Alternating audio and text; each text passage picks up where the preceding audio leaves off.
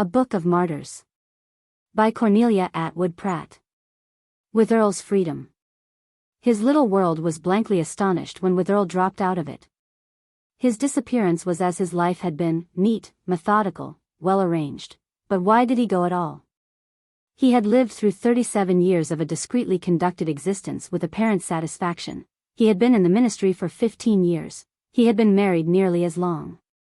He was in no sort of difficulty, theological, financial, or marital. He possessed the favor of his superiors in the church, the confidence of his wife, and he had recently come into a small fortune bequeathed him by a great-aunt. Every one regarded him as very comfortably fixed for a minister. Of all the above enumerated blessings he had divested himself methodically, as a man folds up and lays aside worn garments. He resigned his charge, he transferred his property to his wife, and wrote her a farewell note in which he said, in a light-hearted way which she mistook for incoherence, that she would never see him again. These things done, he dropped out of the sight of men as completely as a stone fallen into a pond. His friends speculated and investigated, curiously, eagerly, fearfully, but to no purpose. What was the motive? Where had he gone? Had he committed suicide? Was he insane? The elders of the church employed a detective, and the friends of his wife took up the search, but Witherell was not found. He had left as little trace whereby he could be followed as a meteor leaves and it rushes across the sky. Presently, of course, interest in the event subsided, the church got a new minister, Witherell's wife went back to her own people. The world appeared to forget. But there was a man of Witherell's congregation named Lowndes who still meditated the unsolved problem at odd moments. He was a practical man of affairs, with the psychological instinct, and he found the question of why people do the things that they do perennially interesting. Humanity from any point of view is a touching spectacle. From a business standpoint it is infinitely droll. Personally, Lowndes was one of the wholesome natures for whom there are more certainties than uncertainties in life, and he felt for Witherell the protecting friendliness that a strong man sometimes has for one less strong. He advised him as to his investments on weekdays, and listened patiently Sunday after Sunday, as the lesser man expounded the mysteries of creation and the ways of the Creator, sustained by the reflection that Witherell was better than his sermons. He did not consider him an interesting man, but he believed him to be a good one. When Witherell was no longer at hand, Lowndes counseled and planned for his wife, and otherwise made himself as useful as the circumstances would permit. He felt sorry for Witherell's wife, a nervous woman to whom had come as sharp an upheaval of life as death itself could have brought about, without the comfort of the reflection that the Lord had taken away. Fate, who sometimes delivers the ball to those who are ready to play, decreed that, in May, about a year after Witherell's disappearance, Lowndes should be summoned from the Pennsylvania village where he lived to one of the cities of an adjoining state. His business took him along the dingy riverfront of the town.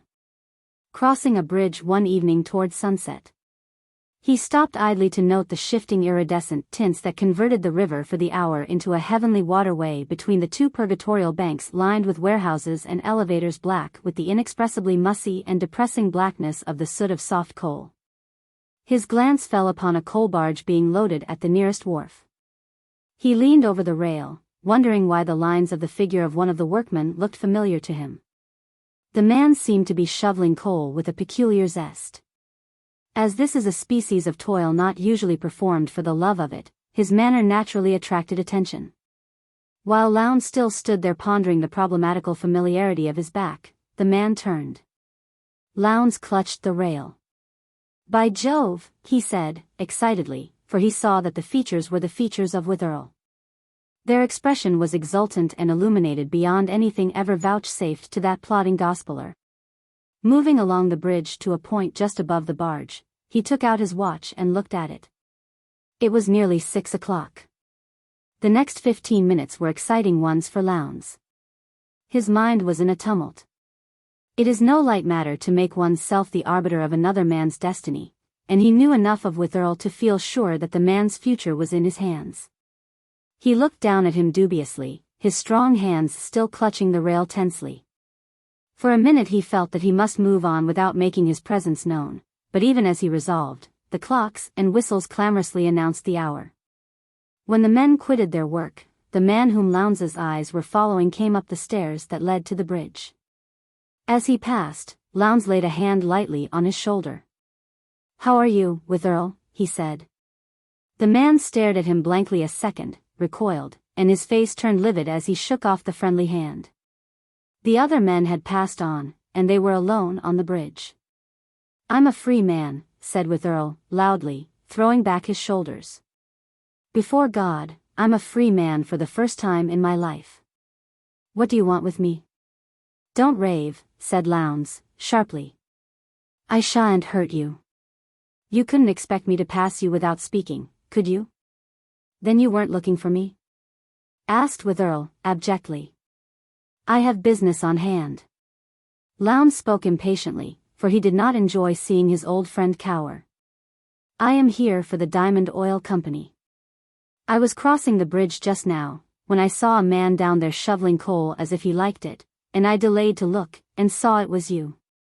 So I waited for you. That is all there is of it. You needn't stop if you don't wish." Witherell drew a deep breath. "My nerves aren't what they were," he said, apologetically. It played the mischief with them too. He left the sentence hanging in the air. "If you weren't going to like the results, you needn't have gone," observed Lowndes, in an impartial tone. "Nobody has been exactly able to see the reasons for your departure. You left the folks at home a good deal stirred up. What do they say about me there?" Lowndes hesitated. "Most of them say you were crazy. Your wife has gone back to her people." "Ah." Lowndes looked at the man with a sudden impulse of pity. He was leaning against the rail, breathing heavily. His face was white beneath the soot, but in his eyes still flamed that incomprehensible ecstasy. He was inebriate with the subtle stimulus of some transcendent thought. But what thought? And what had brought him here? This creature, with his sensitive mouth, his idealist's eyes, his scholar's hands, black and hardened now but still clearly recognizable, was at least more out of place among the coal heavers than he had been in the pulpit. Lowndes felt mightily upon him the desire to shepherd this man back to some more sheltered fold. The highways of existence were not for his feet, not for his lips that song of the open road. He did not resist the desire to say, meditatively, "You have no children. God in his mercy be praised for that one blessing." Witherell muttered. But Lowndes went on as if he did not hear. "But you might think of your wife. I have thought of her, too much. I thought about everything too much. I am tired of thinking," said Witherell. "I wonder if you understand?" "Not in the least." Witherell looked about him restlessly. "Come where we can talk, down there on that pile of boards." "I think I'd like to talk. It is very simple when once you understand it." He led the way to the opposite end of the bridge, and down an embankment to a lumber pile at the water's edge. Up the river the May sun had gone down in splendor, leaving the water crimson-stained. Witherell sat down where he could look along the river reaches. "Hold on a minute, Witherell. Don't talk to me unless you are sure you want to." "That's all right. There's nothing much to tell. I don't seem to mind your understanding." Witherell was silent a minute. "It is very simple," he said again. "This is the way I think about it. Either you do the things you want to do in this world or else you don't. I had never done what I wanted until I left home. I didn't mean to hurt anybody by coming away in that style, and I don't think that I did. I'd rather not be selfish, but life got so dull. I couldn't stand it. I had to have a change. I had to come. The things you have to do you do. There was a Frenchman once who committed suicide and left a note that said, 'Tired of this eternal buttoning and unbuttoning.' I know how he felt. I don't know how other men manage to live. Perhaps their work means more to them than mine had come to mean to me. It was just dull, that was all, and I had to come." Lowndes stared. Truly it was delightfully simple. "Why, man, you can't chuck your responsibilities overboard like that. Your wife." "When I was 21, interrupted Witherell, "I was in love. The girl married somebody else. Before I met my wife she had cared for a man who married another woman. You see how it was. We were going to save the pieces together. As a business arrangement, that sort of thing is all right. I haven't a word to say against it. She is a good woman, and we got on as well as most people, only life was not ecstasy to either of us. Can't you see us tied together, snaking our way along through existence as if it were some gray desert, and we crawling on and on over the sand, always with our faces bent to it. And nothing showing itself in our way but the white bones of the men and women who had traveled along there before us, grinning skulls mostly? Can't you see it? Looking up, he caught an expression in Lowndes' eyes the meaning of which he suspected. Oh, you needn't be afraid, he added, hastily, that this is insanity. It's only imagination. That's the way I felt. And my work was only another long desert to be toiled through, with the Sphinx at the end. I wasn't a successful preacher, and you know it. I hadn't any grip on men. I hadn't any grip on myself, or God. I couldn't see any use or any meaning or any joy in it. The whole thing choked me. I wanted a simpler, more elemental life. I wanted to go up and down the earth and try new forms of living, new ways of doing things, new people. Life, that was what I wanted, to feel the pulse of the world throb under my touch, to be in the stir, to be doing something. I was always haunted by the conviction that life was tremendous if only you once got at it. I couldn't get at it where I was. I was rotting away. So when that money was left me, it came like a godsend. I knew my wife could live on that, and I didn't think she'd miss me much, so I just came off. And you like it? The man's eyes flamed. Like it? It's great. It's the only thing there is. I've been from Maine to California this year. I wintered in a Michigan lumber camp, that was hell. I was a boat hand on the Columbia last summer, that was heaven. I worked in a coal mine 2 months, a scab workman, you understand. And now I'm at this.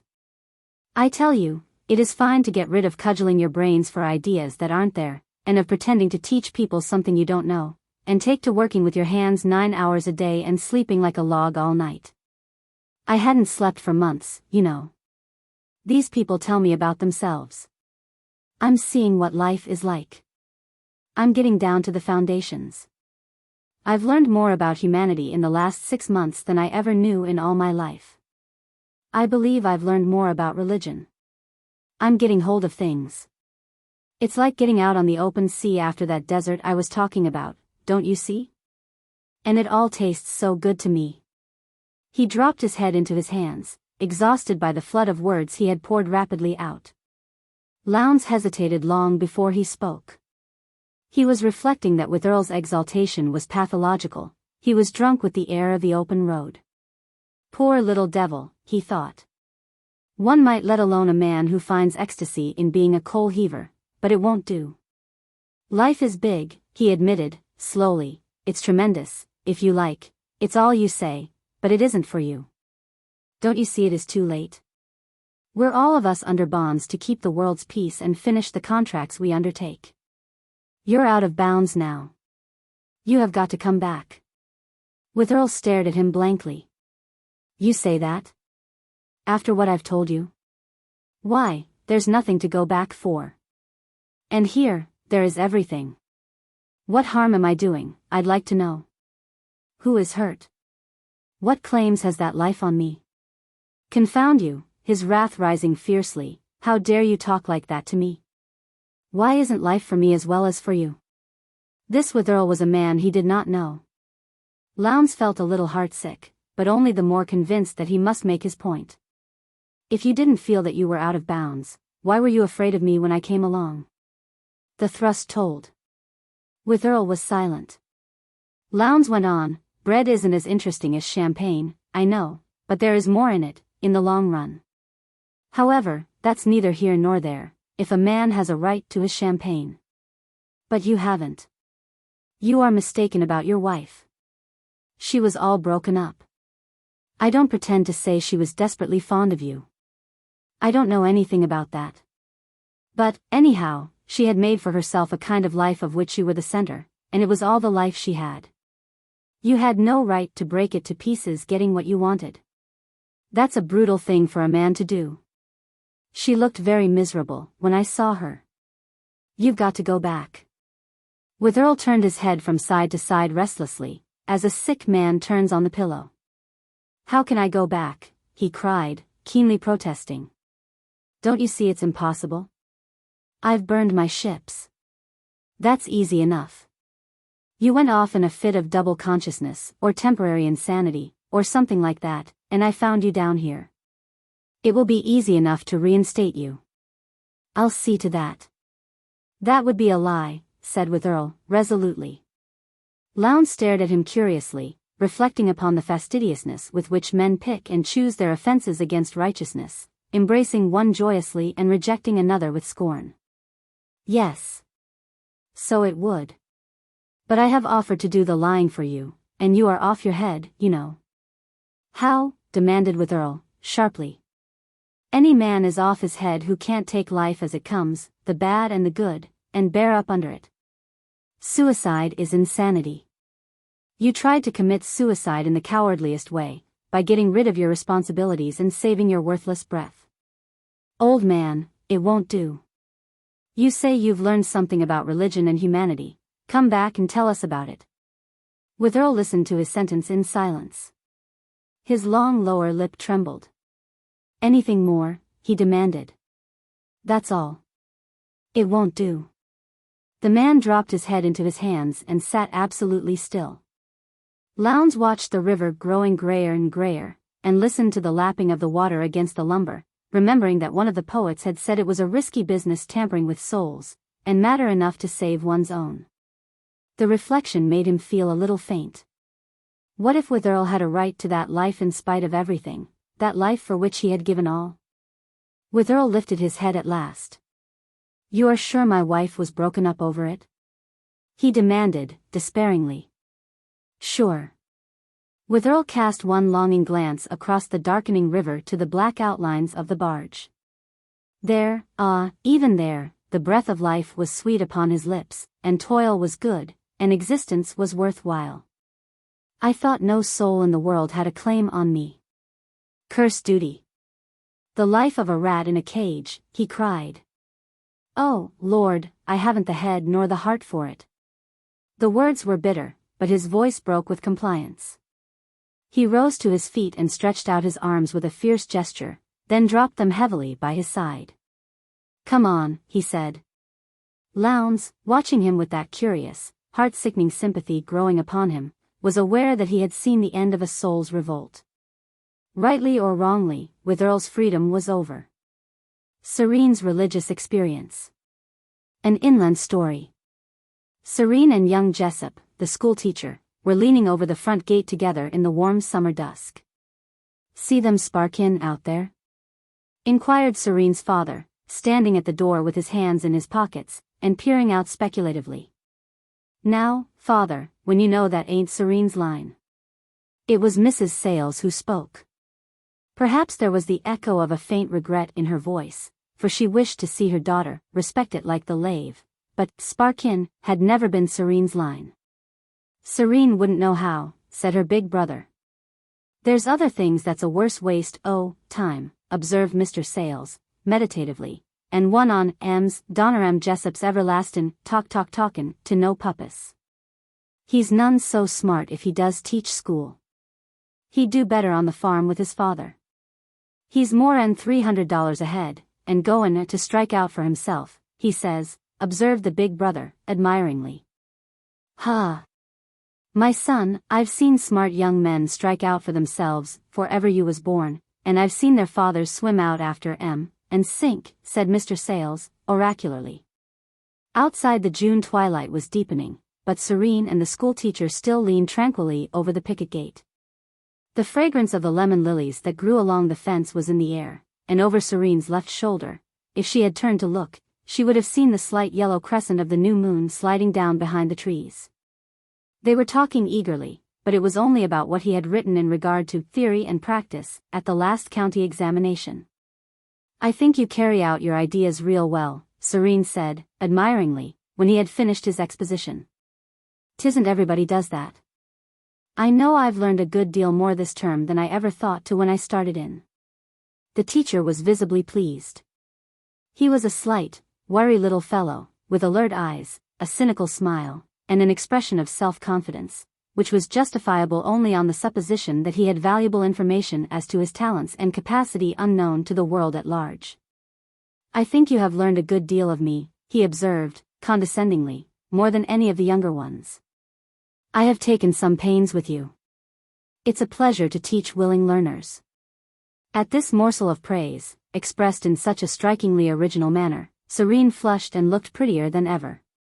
She was always pretty, this slip of a girl, with olive skin, pink cheeks, and big, dark eyes, and she always looked a little too decorative, too fanciful, for her environment in this substantial brick farmhouse, set in the midst of fat, level acres of good Ohio land. It was as if a Dresden china shepherdess had been put upon their kitchen mantel-shelf.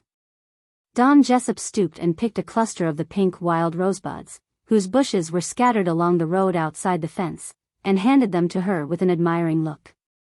Why, he scarcely knew. It is as involuntary and natural a thing for any one to pay passing tribute to a pretty girl as for the summer wind to kiss the clover. Serene read the momentary impulse better than he did himself, and took the buds with deepening color and a beating heart. "He gives them to me because he thinks I look like that," she thought with a quick, happy thrill. "Yes," he went on, rather confusedly, his mind being divided between what he was saying and a curiosity to find out if she would be as angry as she was the last time if he should try to kiss the nearest pink cheek. "I think it would be a good idea for you to keep on with your algebra by yourself, and you might read that history you began. I don't know who's going to have the school next fall. Now, if I were going to be here this summer, Why, Don," Serene interrupted him, using the name she had not often spoken since Adoniram Jessup, after a couple of years in the high school, had come back to live at home and to teach in their district. "Why, Don, I thought your mother said you were going to help on the farm this summer." Adoniram smiled, a thin-lipped, complacent little smile. "Father did talk that some, but I've decided to go west, and I start tomorrow." Tomorrow. And that great, hungry West, which swallows up people so remorselessly. Something ailed Serene's heart. She hoped he could not hear it beating, and she waited a minute before saying, quietly, "Isn't this sort of sudden? I don't like to air my plans too much. There's many a slip, you know. You'll want to come to the house and say goodbye to the folks, and tell us all about it?" As he nodded assent, she turned and preceded him up the narrow path. "When will you be back?" she asked over her shoulder. "Maybe never. If I have any luck, I'd like the old people to come out to me. I'm not leaving anything else here." "You needn't have told me so," said Serene to herself. "Father, boys, here's Don come in to say goodbye. He's going west tomorrow. Well, Adoniram Jessup, why don't you give us a surprise party and be done with it?" Don smiled cheerfully at this tribute to his secretive powers, and sitting down on the edge of the porch, began to explain.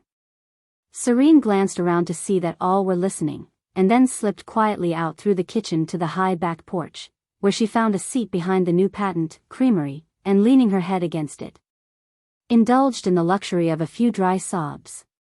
Tears she dared not shed, for tears leave traces. Though sparkin had not been Serene's line, love may come to any human creature, and little Serene had learned more that spring than the teacher had meant to impart or she to acquire. When the 5 minutes she had allotted to her grief were past, she went back to the group at the front of the house as unnoticed as she had left them. Her father was chaffing Jessup good-naturedly on his need of more room to grow in, and Don was responding with placid ease. It was not chaff, indeed, that could disturb his convictions as to his personal importance to the development of the Great West. Presently he rose and shook hands with them all, including herself, for whom he had no special word, said a general goodbye, and left them. "He's thinking of himself," thought Serene a little bitterly, as she watched him go down the yard. "He is so full of his plans and his future he hardly knows I am here. I don't believe he ever knew it." To most people the loss of the possible affection of Don Jessup would not have seemed a heavy one, but the human heart is an incomprehensible thing, and the next 6 weeks were hard for Serene.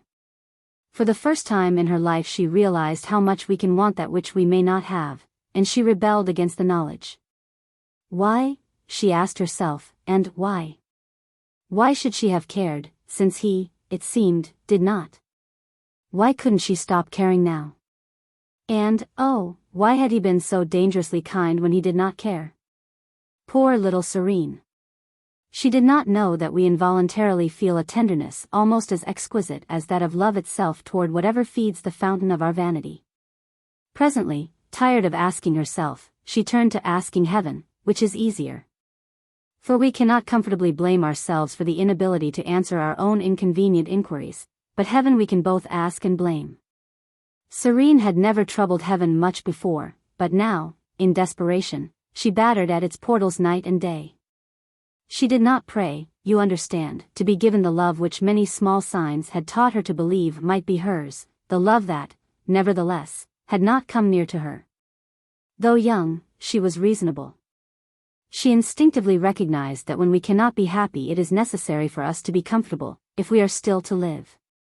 So, after a week or two of rebellion, she asked for peace, sure that if it existed for her anywhere in the universe, God held it in his keeping, for, now, no mortal did. She prayed as she went about her work by day. She prayed as she knelt by her window at evening, looking out on the starlit world. She prayed when she woke late in the night and found her room full of the desolate white light of the waning moon, and always the same prayer. Lord, said Serene, this is a little thing that I am going through. Make me feel that it is a little thing. Make me stop caring. But if you can't, then show me that you care that I am not happy. If I could feel you knew and cared, I think I might be happier. But in her heart she felt no answer, and peace did not come to fill the place of happiness. In our most miserable hours fantastic troubles and apprehensions of the impossible often come to heap themselves upon our real griefs, making up a load which is heavier than we can bear. Serene began to wonder if God heard, if he was there at all. Her people noticed that she grew thin and tired looking, and attributed it to the fierce hot weather. For it was the strange summer long remembered in the inland country where they lived as the season of the great drought. There had been a heavy snowfall late in April. From that time till late in August no rain fell. The heat was terrible. Dust was everywhere. The passage of time from one scorching week to another was measured by the thickening of its heavy inches on the highway. It rose in clouds about the feet of cattle in the burnt-up clover fields. The roadside grass turned to tinder, and where a careless match had been dropped, or the ashes shaken from a pipe, there were long, black stretches of seared ground to tell the tale. The resurrection of the dead seemed no greater miracle than these blackened fields should shortly turn to living green again, under the quiet influence of autumn rains. And now, in the early days of August, when the skies were brass, the sun a tongue of flame, and the yellow dust pervaded the air like an ever-thickening fog, a strange story came creeping up from the country south of them. Down in Paulding, where much of the land still lay under the primeval forest, and solitary sawmills were the advance guards of civilization. Where there were great marshes, deep woods, and one impenetrable tamarack swamp, seemed the proper place for such a thing to happen if it were to happen at all. The story was of a farmer who went out one Sunday morning to look at his cornfield, 40 good acres of newly cleared land, plowed this year only for the second time. The stunted stalks quivered in the hot air, panting for water. The blades were drooping and wilted like the leaves of a plant torn up from the ground. He looked from his blasted crop to the pitiless skies, and, lifting a menacing hand, cursed heaven because of it. Those who told the story quoted the words he used, with voices awkwardly lowered, but there was nothing impressive in his vulgar, insensate defiance. He was merely swearing a shade more imaginatively than was his wont. The impressive thing was that, as he stood with upraised hand and cursing lips, he was suddenly stricken with paralysis, and stood rooted to the spot, holding up the threatening arm, which was never to be lowered. This was the first story. They heard stranger things afterward, that his family were unable to remove him from the spot, that he was burning with an inward fire which did not consume, and no man dared to lay hand on him, or even approach him, because of the heat of his body. It was said that this was clearly a judgment, and it was much talked of and wondered over. Serene listened to these stories with a singular exultation, and devoutly trusted that they were true. She had needed a visible miracle, and here was one to her hand. Why should not such things happen now as well as in Bible days? And if the Lord descended in justice, why not in mercy? The thing she hungered for was to know that he kept in touch with each individual human life, that he listened, that he cared. If he heard the voice of blasphemy, then surely he was not deaf to that of praise, or agony. She said to herself, feverishly, I must know, I must see for myself, if it is true.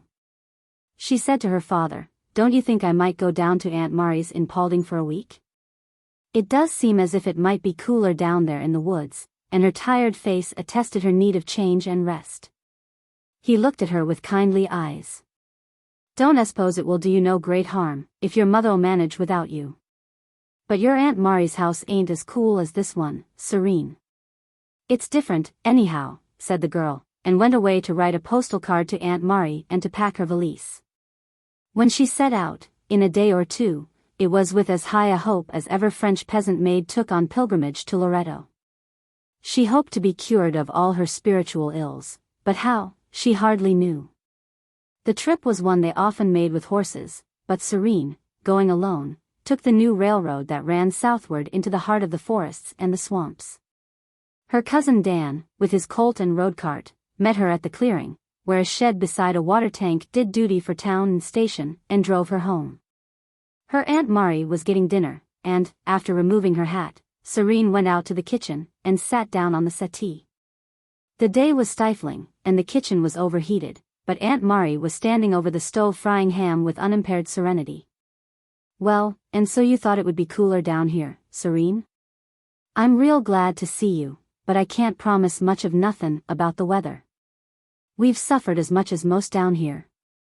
Serene saw her opportunity. We heard your corn was worse than it is with us.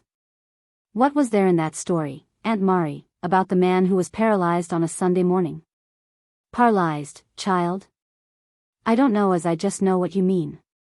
But he lived real near here, persisted Serene, 2 miles south and 3 east of the station, they said. That would be just south of here. And we've heard a good deal about it. You must know, Aunt Mary. Must be old man Burley's sunstroke. That's the only thing that's happened, and there was some talk about that. He's a Dunkard, you know, and they are mightily set on their church. Week ago Sunday was their day for love feast, and it was 107 in the shade. He hadn't been feelin' well, and his wife she just begged him not to go out, but he said he guessed the Lord couldn't make any weather too hot for him to go to church in. So he just hitched up and started, but he got a sunstroke before he was halfway there, and they had to turn round and bring him home again. He come to all right, but he ain't well yet. Some folks thinks what he said 'bout the weather was pretty presumptuous, but I dunno. Seems if he might use some freedom of speech with the Lord if anybody could, for he's been a profitable servant. A good man has some rights. I don't hold with gossipin' 'bout such things, and callin' on visitations, when they happen to better folks than me. Why, Serene? What's the matter? In a shrill crescendo of alarm, for the heat, the journey, and the disappointment had been too much for the girl. Her head swam as she grasped the gist of her aunt's story, and perceived that upon this simple foundation must have been built the lurid tale which had drawn her here, and for the first time in her healthy, unemotional life she quietly fainted away.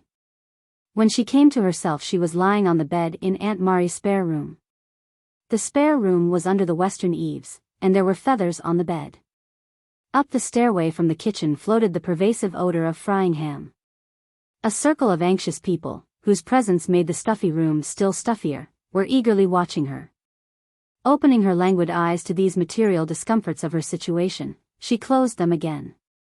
She felt very ill, and the only thing in her mind was the conviction that had overtaken her just as she fainted, then God is no nearer in Paulding than at home.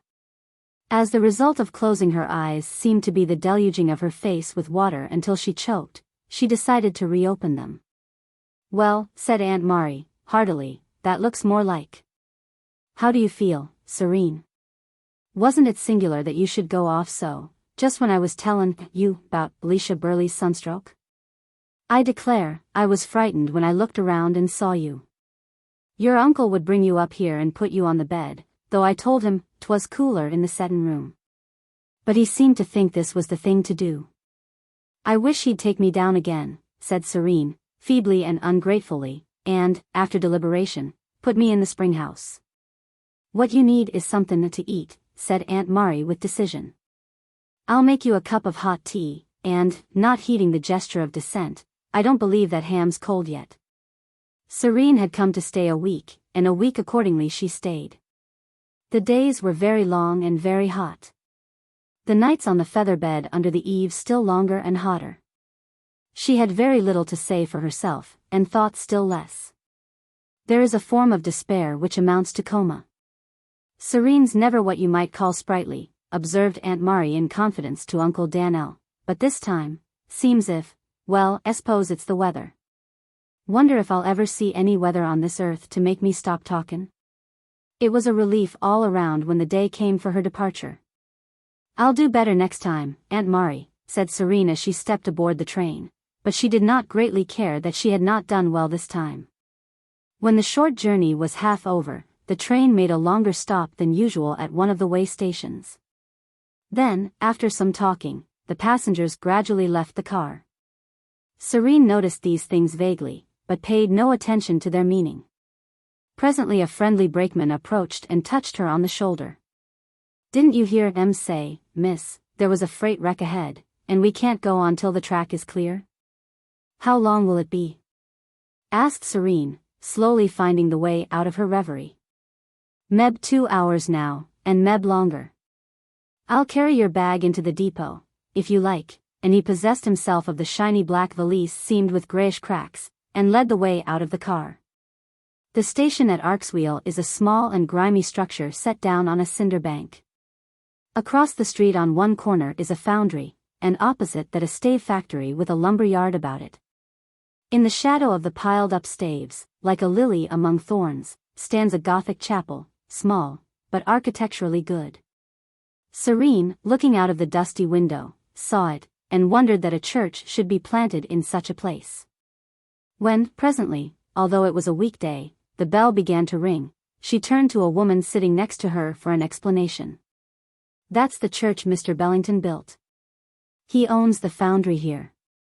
They have meeting there most any time. Episcopal, it is. I don't know much about that denomination, observed Serene, sedately. My husband's sister-in-law that I visit here goes there. She says her minister just does take the cake. They think the world and all of him. Serene no longer looked interested. The woman rose, and walked about the room, examining the maps and timetables. By and by she came back and stopped beside Serene. If we've got to wait till nobody knows when, we might just as well go over there and see what's going on, to the church, I mean. Meb 'twould pass the time. Inside the little church the light was so subdued that it almost produced the grateful effect of coolness. As they sat down behind the small and scattered congregation, Serene felt that it was a place to rest. The service, which she had never heard before, affected her like music that she did not understand. The rector was a young man with a heavily lined face. His eyes were dark and troubled, his voice sweet and penetrating. When he began his sermon she became suddenly aware that she was hearing someone to whom what he discerned of spiritual truth was the overwhelmingly important thing in life, and she listened eagerly. This was St. Bartholomew's Day, it appeared. Serene did not remember very clearly who he was, but she understood this preacher when, dropping his notes and leaning over his desk, he seemed to be scrutinizing each individual face in the audience before him to find one responsive to his words. He was not minded, he said, to talk to them of any lesson to be drawn from the life of St. Bartholomew, of whom so little was known save that he lived in and suffered for the faith. The one thought that he had to give had occurred to him in connection with that bloody night's work in France so long ago, of which this was the anniversary, when thousands were put to death because of their faith. Such things do not happen nowadays, he went on. That form of persecution is over. Instead of it, we have seen the dawning of what may be a darker day, when those who profess the faith of Christ have themselves turned to persecute the faith which is in their hearts. Faith, the word means to me that trust in God's plans for us which brings confidence to the soul even when we stand in horrible fear of life, and mental peace even when we are facing that which we cannot understand. We persecute our faith in many ingenious ways, but perhaps those torture themselves most whose religion is most emotional, those who are only sure that God is with them when they feel the peace of His presence in their hearts.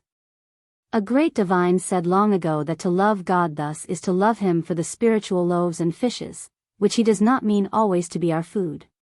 But for those who think that He is not with them when they are unaware of His presence, so, I have this word: when you cannot find God in your hearts, then turn and look for Him in your lives. When you are soul sick, discouraged, unhappy. When you feel neither joy nor peace, nor even the comfort of a dull satisfaction in earth. When life is nothing to you, and you wish for death, then ask yourself, what does God mean by this? For there is surely some lesson for you in that pain which you must learn before you leave it. You are not so young as to believe that you were meant for happiness.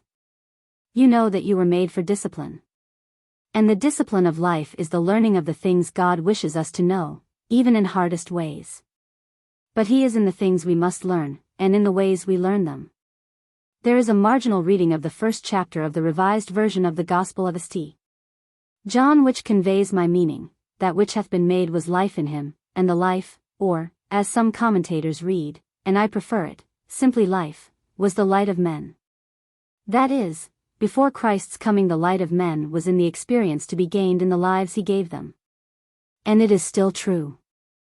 Not His life only, then, but your life and mine, which we know to the bitter-sweet depths, and whose lessons grow clearer and clearer before us, are to guide us. Life is the light of men. I sometimes think that this, and this only, is rejecting Christ, to refuse to find Him in the life He gives us. Serene heard no more. What else was said she did not know. She had seized upon His words, and was applying them to her own experiences with a fast-beating heart, to see if haply she had learned anything by them that God wanted her to know. She had loved unselfishly. Was not that something? She had learned that despair and distrust are not the attitudes in which loss may be safely met. She had become conscious in a blind way that the world was larger and nearer to her than it used to be, and she was coming to feel a sense of community in all human suffering. Were not all these good things? When the congregation knelt for the last prayer, Serene knelt with them, but did not rise again. She did not respond even when her companion touched her on the shoulder before turning to go. She could not lift her face just then, full as it was of that strange rapture which came of the sudden clear realization that her life was the tool in the hands of the infinite by which her soul was shaped. Let me be chastened forever, the heart cries in such a moment, so that I but learn more of thy ways.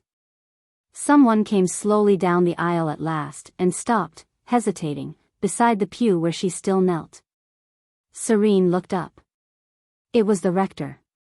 He saw a slender girl in unbecoming dress, whose wild rose face was quivering with excitement. She saw a man, not old, whose thin features nevertheless wore the look of one who has faced life for a long time dauntlessly, the face of a good fighter. "Oh, sir, is it true what you said?" she demanded, breathlessly. "It is what I live upon," he answered, "the belief that it is true." And then, because he saw that she had no further need of him, he passed on, and left her in the little church alone. When at length she recrossed the street to the station, the train was ready, and in another hour she was at home. They were glad to see her at home, and they had a great deal to tell that had happened to them in the week. They wondered a little that she did not relate more concerning her journey, but they were used to Serene's silences. And her mother was satisfied with the effect of the visit when she observed that Serene seemed to take pleasure in everything she did, even in the washing of the supper dishes. There were threatening clouds in the sky that evening, as there had often been before that summer, but people were weary of saying that it looked like a shower. Nevertheless, when Serene woke in the night, not only was there vivid lightning in the sky, and the roll of distant but approaching thunder, but there was also the unfamiliar sound of rain blown sharply against the roof. And a delicious coolness in the room. The long drought was broken. She sat up in her white bed to hear the joyous sound more clearly. It was as though the thunder said, "Lift up your heart." And the rapturous throbbing of the rain seemed like the gracious downpouring of a needed shower on her own parched and thirsty life. An instance of chivalry. Applegate entered his door that night with a delightful sense of the difference between the sharp November air without and the warmth and brightness within. But as he stood in the little square hall taking off his overcoat, this comfortable feeling gave way to a heartsick shrinking of which he was unashamed. He was a man of peace, and through the closed door of the sitting room came the sound of voluble and angry speech. The voice was that of Mrs. Applegate. Reluctantly he pushed open the door. It was a pretty quarrel as it stood. At one end of the little room, gay with light and color, was Julie, leaning on the mantel. She wore a crimson house dress a trifle low at the throat, which set off vividly her rich, dark beauty. Undoubtedly she had beauty, and a singular, gypsy-like piquancy as well. It did not seem to matter that the gown was slightly shabby. She was kicking the white fur hearthrug petulantly now and then to punctuate her remarks. Dora, with her book in her lap, sat in a low chair by the lamp. Dora was a slender, self-possessed girl of 15, in whose cold, young eyes her stepmother had read from the first a concentrated and silent disapproval which was really very exasperating. "It's the first time that woman has set foot in this house since I've been the mistress of it," Julie was saying, angrily. "Maybe she thinks I ain't fine enough for her to call on. Lord. I'd like to tell her what I think of her. It was her business to ask for me, and it was your business to call me, whether she did or not. Maybe you think I ain't enough of a lady to answer Mrs. Buell Perry's questions. I'd like to have you remember I'm your father's wife." Dora's head dropped lower in an agony of vicarious shame. How, her severe young mind was asking itself, could any woman bear to give herself away to such an appalling extent? To reveal that one had thwarted social ambitions. To admit that one might not seem a lady. Degradation could go no farther in the young girl's eyes. "What's the matter, Dora?" asked Applegate, quietly, in the lull following Julie's last remark. Mrs. Perry came to the door to ask what sort of a servant Mary Sampill had been. Mama was in the kitchen, teaching the new girl how to mold bread, and I answered Mrs. Perry's questions. She did not ask for anyone. I say it was Dora's business to ask her in and call me. Whose servant was Mary Sampill, I'd like to know. Was she Dora's? Applegate crossed the room to the open fire and stretched his chilled fingers to the flame. "Aren't you a little unreasonable, Julie?" he inquired, gently. "If Mrs. Perry didn't ask for you, I don't quite see what Dora could do but answer her questions." "Me unreasonable? I like that. Mrs. Buell Perry came to this house to see me, but Dora was bound I shouldn't see her. Dora thinks," she hesitated a moment, choking with her resentment, "she thinks I ain't Mrs. Perry's kind, and she was going to be considerate and keep us apart." "Oh, yes. She thinks she knows what the upper crust wants. If I'm not Mrs. Perry's sort, I'd like to know why." "You thought I was your sort fast enough, John Applegate," and Julie threw back her dark head with a gesture that was very fine in its insolence. "I guess if Mrs. Perry and Mrs. Otis and that set are company for you, they're company for me. Of course you take Dora's side. You always do. I can tell you one thing. When I was Fraser MacDonald's wife I had some things I don't have now, for all you think you're so fine. MacDonald never would have stood by and seen me put upon. If folks wasn't civil to his wife, he knew the reason why. I might have done better than marry you, I might." Julie stopped to take breath. "Do you think I can make Mrs. Perry call on you if she doesn't want to, Julie?" She shrugged her shoulders. "What is the good of marrying a man who can't do anything for you?" she demanded.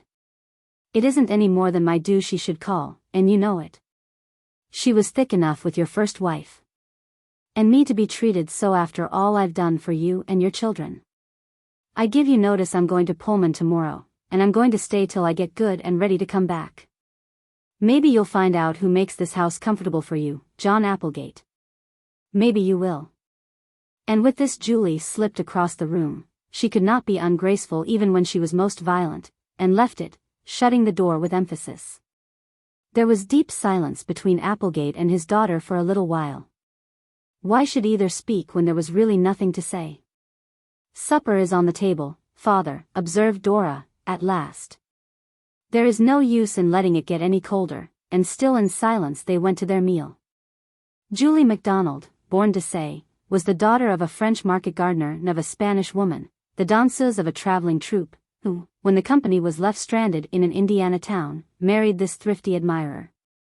The latter part of Julie's childhood was passed in a convent school, whence she emerged at 15 a rabid little Protestant with manners which the sisters had subdued slightly but had not been able to make gentle.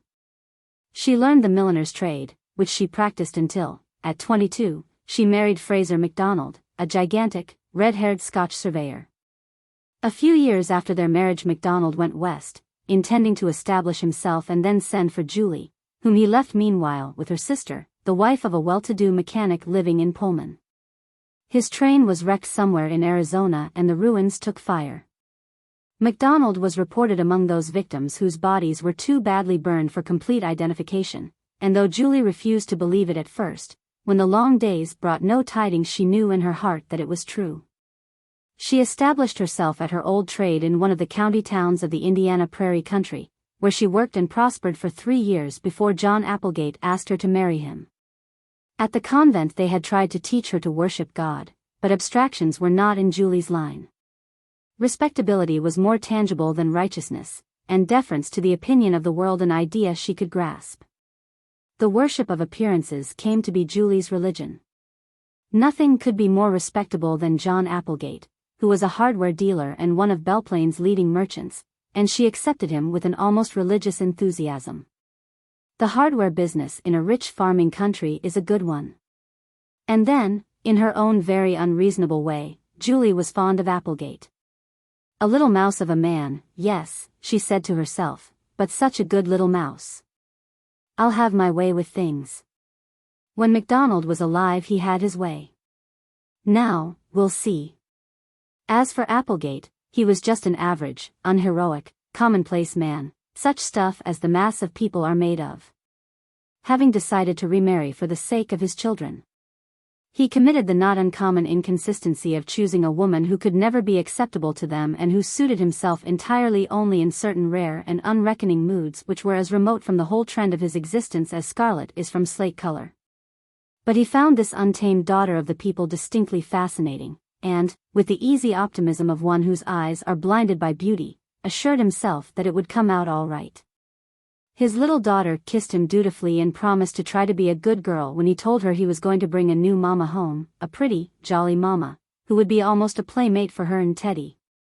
But secretly she felt a prescience that this was not the kind of mama she wanted. A few weeks after his marriage her father found her one day shaking in a passion of childhood's bitter, ineffectual tears. With great difficulty he succeeded in getting an explanation. It came in whispers, tremblingly. Papa, she says bad words. And this morning Teddy said one too. Oh, Papa, the sobs broke out afresh. How can he grow up to be nice and how am I going to get to be a lady like my own mama, if nobody shows us how? Applegate dropped his head on his chest with a smothered groan. For himself he had not minded the occasional touches of profanity, to do her justice, they were rare, with which Julie emphasized her speech, for they had only seemed a part of the alien, piquantly un-English element in her which attracted him. But when Dora looked up at him with his dead wife's eyes he could not but acknowledge the justice of her tragic horror of bad words.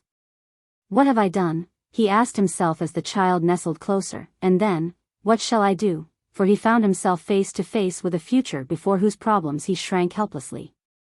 One does not decide upon the merits of falcons according to the traditions of doves, and it would be quite as unjust to judge Julie Applegate from what came to be the standpoint of her husband and his children.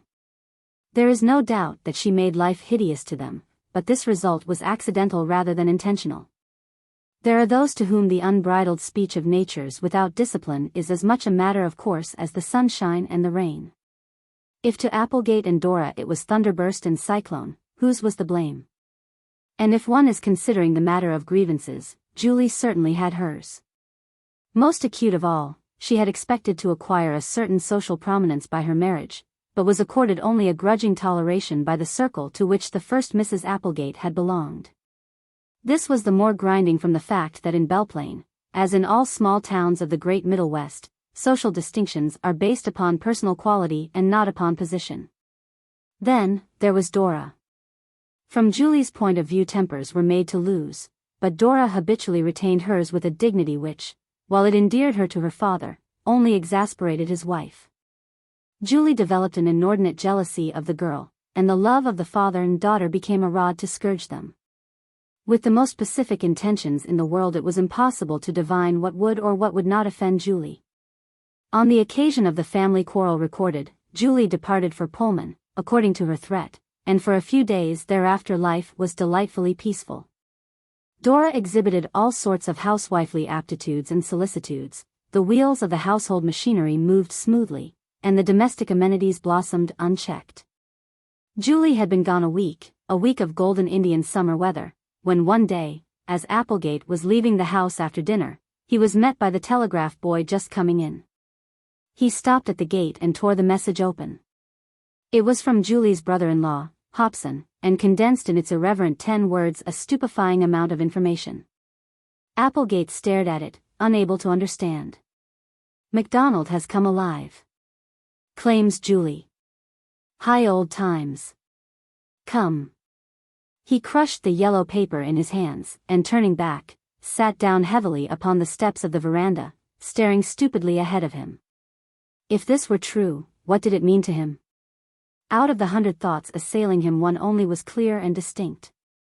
It meant that he was free. He turned the telegram over in his fingers, touching it with the look of one who sees visions. Free. His home, his pretty home, his own again, with Dora, who grew daily more like her mother, as his little housekeeper. Free from that tempestuous presence which repelled even while it attracted. Free from the endless scenes, the tiresome bickerings, the futile jealousies, the fierce reproaches and the fierce caresses, both of which wearied him equally now. He had scarcely known how all these things which he bore in silence had worn and weighed upon him, but he knew at last. The measure of the relief was the measure of the pressure also. The tears trickled weakly down his cheeks, and he buried his face in his hands as if to hide his thankfulness even from himself. The prospect overwhelmed him. No boy's delight nor man's joy had ever been so sweet as this. When he looked up, the pale November sunlight seemed to hold for him a promise more alluring than that of all the Maytime suns that ever shone, the promise of a quiet life. As he accustomed himself to this thought, there came others less pleasant. The preeminently distasteful features of the situation began to raise their heads and hiss at him like a coil of snakes. He shrank nervously from the gossip and the publicity. This was a hideous, repulsive thing to come into the lives of upright people who had thought to order their ways according to the laws of God and man. It was only Julie's due to say she had intended that. But it had come and must be met. Julie was MacDonald's wife, not his. The only thing to be done was to accept the situation quietly. He knew that his own compensation was ample, no price could be too great to pay for this new joy of freedom, but he shivered a little when he thought of Julie with her incongruous devotion to the customary and the respectable. It would hurt Julie cruelly, but there was no one to blame and no help for it. And MacDonald could take her away into the far new West and make her forget this miserable interlude. He knew that for MacDonald, who was of a different fiber from himself, Julie's charm had been sufficient and enduring. Whatever might be the explanation of his long absence, Applegate did not doubt that the charm still endured. And, in the end, even they themselves would forget this unhappy time which was just ahead of them, and its memory would cease to seem a shame and become a regret, whose bitterness the passing years would lessen tenderly. Having thus adjusted the ultimate outcome of the situation to suit the optimism of his mood, Applegate drew out his watch and looked at it. He had just time to make the necessary arrangements and catch the afternoon train for Chicago. He telegraphed to Hobson, and as he left the train that evening he found the man awaiting him. The two shook hands awkwardly and walked away together in silence. It was only after they had gone a block or two that Hobson said, "Well, I'm glad you've got here. We've been having a picnic up at the house. Julie's been having the hysterics and MacDonald. You never knew MacDonald, did you?" Applegate listened politely. He had a curious feeling that Julie and her hysterics were already very far away and unimportant to him, but he did not wish to be so brutal as to show this. "When did MacDonald return and where has he been?" he asked, gravely. "He got here yesterday. He says he had a shock or something in that accident, anyhow, he just couldn't remember anything, and when he come to he didn't know who he was, nor anything about himself, and all his papers and clothes had been burnt. So there was nothing to show anybody who he was. He could work, and he was all right most ways. Says he was that way till about 6 months ago, when a Frisco doctor got hold of him and did something to his head that put him right. He has papers from the doctor to show it's true. His case attracted lots of attention out there. Of course he wrote to Julie when he came to himself, but his letters went to our old address and she never got them. So then he started east to see about it. He says he's got into a good business and is going to do well. There was a long silence. Presently Hobson began again, awkwardly. I don't know how you feel about it, but I think Julie'd ought to go back to him. Applegate's heart began to beat in curious, irregular throbs. He could feel the pulsing of the arteries in his neck and there was a singing in his ears. Of course Julie agrees with you, he said, thickly. Well, no, she don't. That's what she wanted me to talk to you about. She can't see it but one way. She says he died, or if he didn't it was the same thing to her, and she married you. She says nobody can have 2 husbands, and it's you who are hers. I told her the law didn't look at it that way, and she says then she must get a divorce from MacDonald and remarry you. MacDonald says if she brings suit on the ground of desertion he will fight it. He says he can prove it ain't been no willful desertion. But probably he could be brought round if he saw she wouldn't go back to him anyhow. MacDonald wouldn't be spiteful. But he was pretty fond of Julie. Applegate had stopped suddenly in the middle of Hobson's speech. Now he went forward rapidly, but he made no answer. Hobson scrutinized his face a moment before he continued. Julie says you won't be spiteful either. She says maybe she was a little hasty in what she said just before she came up here. But you know Julie's way. Yes, said Applegate, I know Julie's way.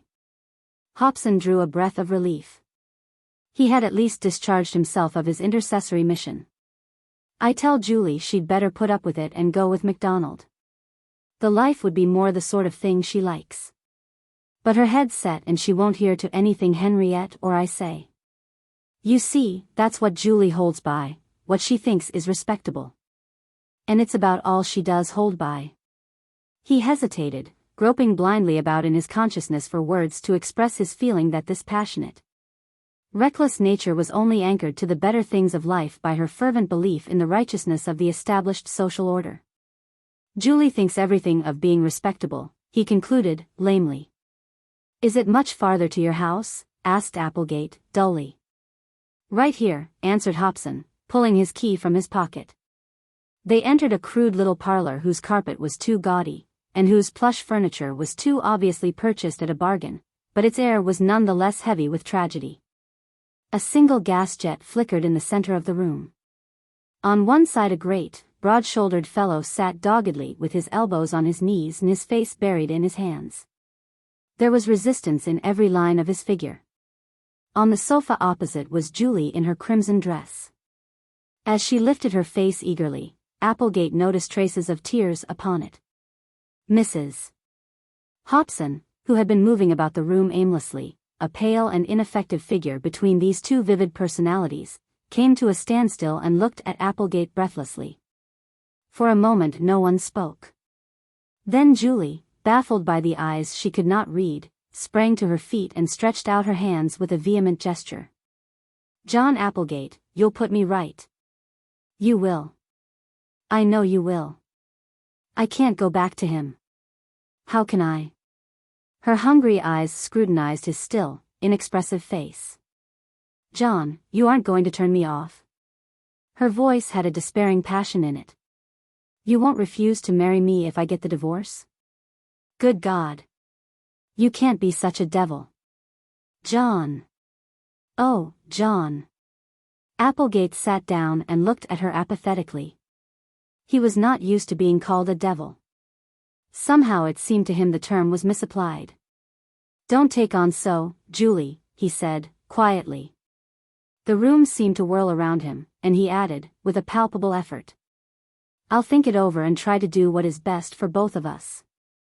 At that MacDonald lifted his sullen face from his hands for the first time and glanced across at the other man with bloodshot eyes. Then he rose slowly, his great bulk seeming to fill the room, and walking over to Applegate's chair stood in front of it looking down at him. His scrutiny was long. Once Applegate looked up and met his eyes, but he was too tired to bear their fierce light and dropped his own lids wearily. MacDonald turned from him contemptuously and faced his wife, who averted her head. "Look at me, Julie," he cried, appealingly. "I am better worth it than he is. Good Lord. I don't see what you see in him. He's so tame. Let him go about his business. He's nobody. He don't want you. Come along with me and we'll lead a life. You shall cut a dash out there. I can make money hand over fist. It's the place for you. Come on." For a moment Julie's eyes glittered. The words allured her, but her old gods prevailed. She threw out her arms as if to ward off his proposal. "No, no," she said, shrilly. "I cannot make it seem right. You were dead to me, and I married him. One does not go back to the dead. If I am your wife, what am I to him? It puts me in the wrong these 2 years. I cannot have it so, I tell you. I cannot have it so." Applegate felt faint and sick. Rising, he groped for the door. "I must have air," he said to Hobson, confusedly. "I will come back in a minute." Once outside, the cool November night refreshed him. He dropped down upon the doorstep and threw back his head, drinking in long breaths as he looked up at the mocking stars. When he found at last the courage to ask himself what he was going to do, the answer was not ready. The decision lay entirely in his hands. He might still be free if he said the word, and as he thought of this he trembled. He had always tried to be what his neighbors called a straight man, and he wanted to be straight in this also. But where, in such a hideous tangle, was the real morality to be found? Surely not in acceding to Julie's demands. What claim had she upon the home whose simple traditions of peace and happiness she had trampled rudely underfoot? Was it not a poor, cheap convention of righteousness which demanded he should take such a woman back to embitter the rest of his days and warp his children's lives? He rebelled hotly at the thought. That it was Julie's view of the ethical requirement of her position made it all the more improbable that it was really right. Surely his duty was to his children first, and as for Julie, let her reap the reward of her own temperament. The Lord God himself could not say that this was unjust, for it is so that he deals with the souls of men. It seemed to him that he had decided, but as he rose and turned to the door a new thought stabbed him so sharply that he dropped his lifted hand with a groan.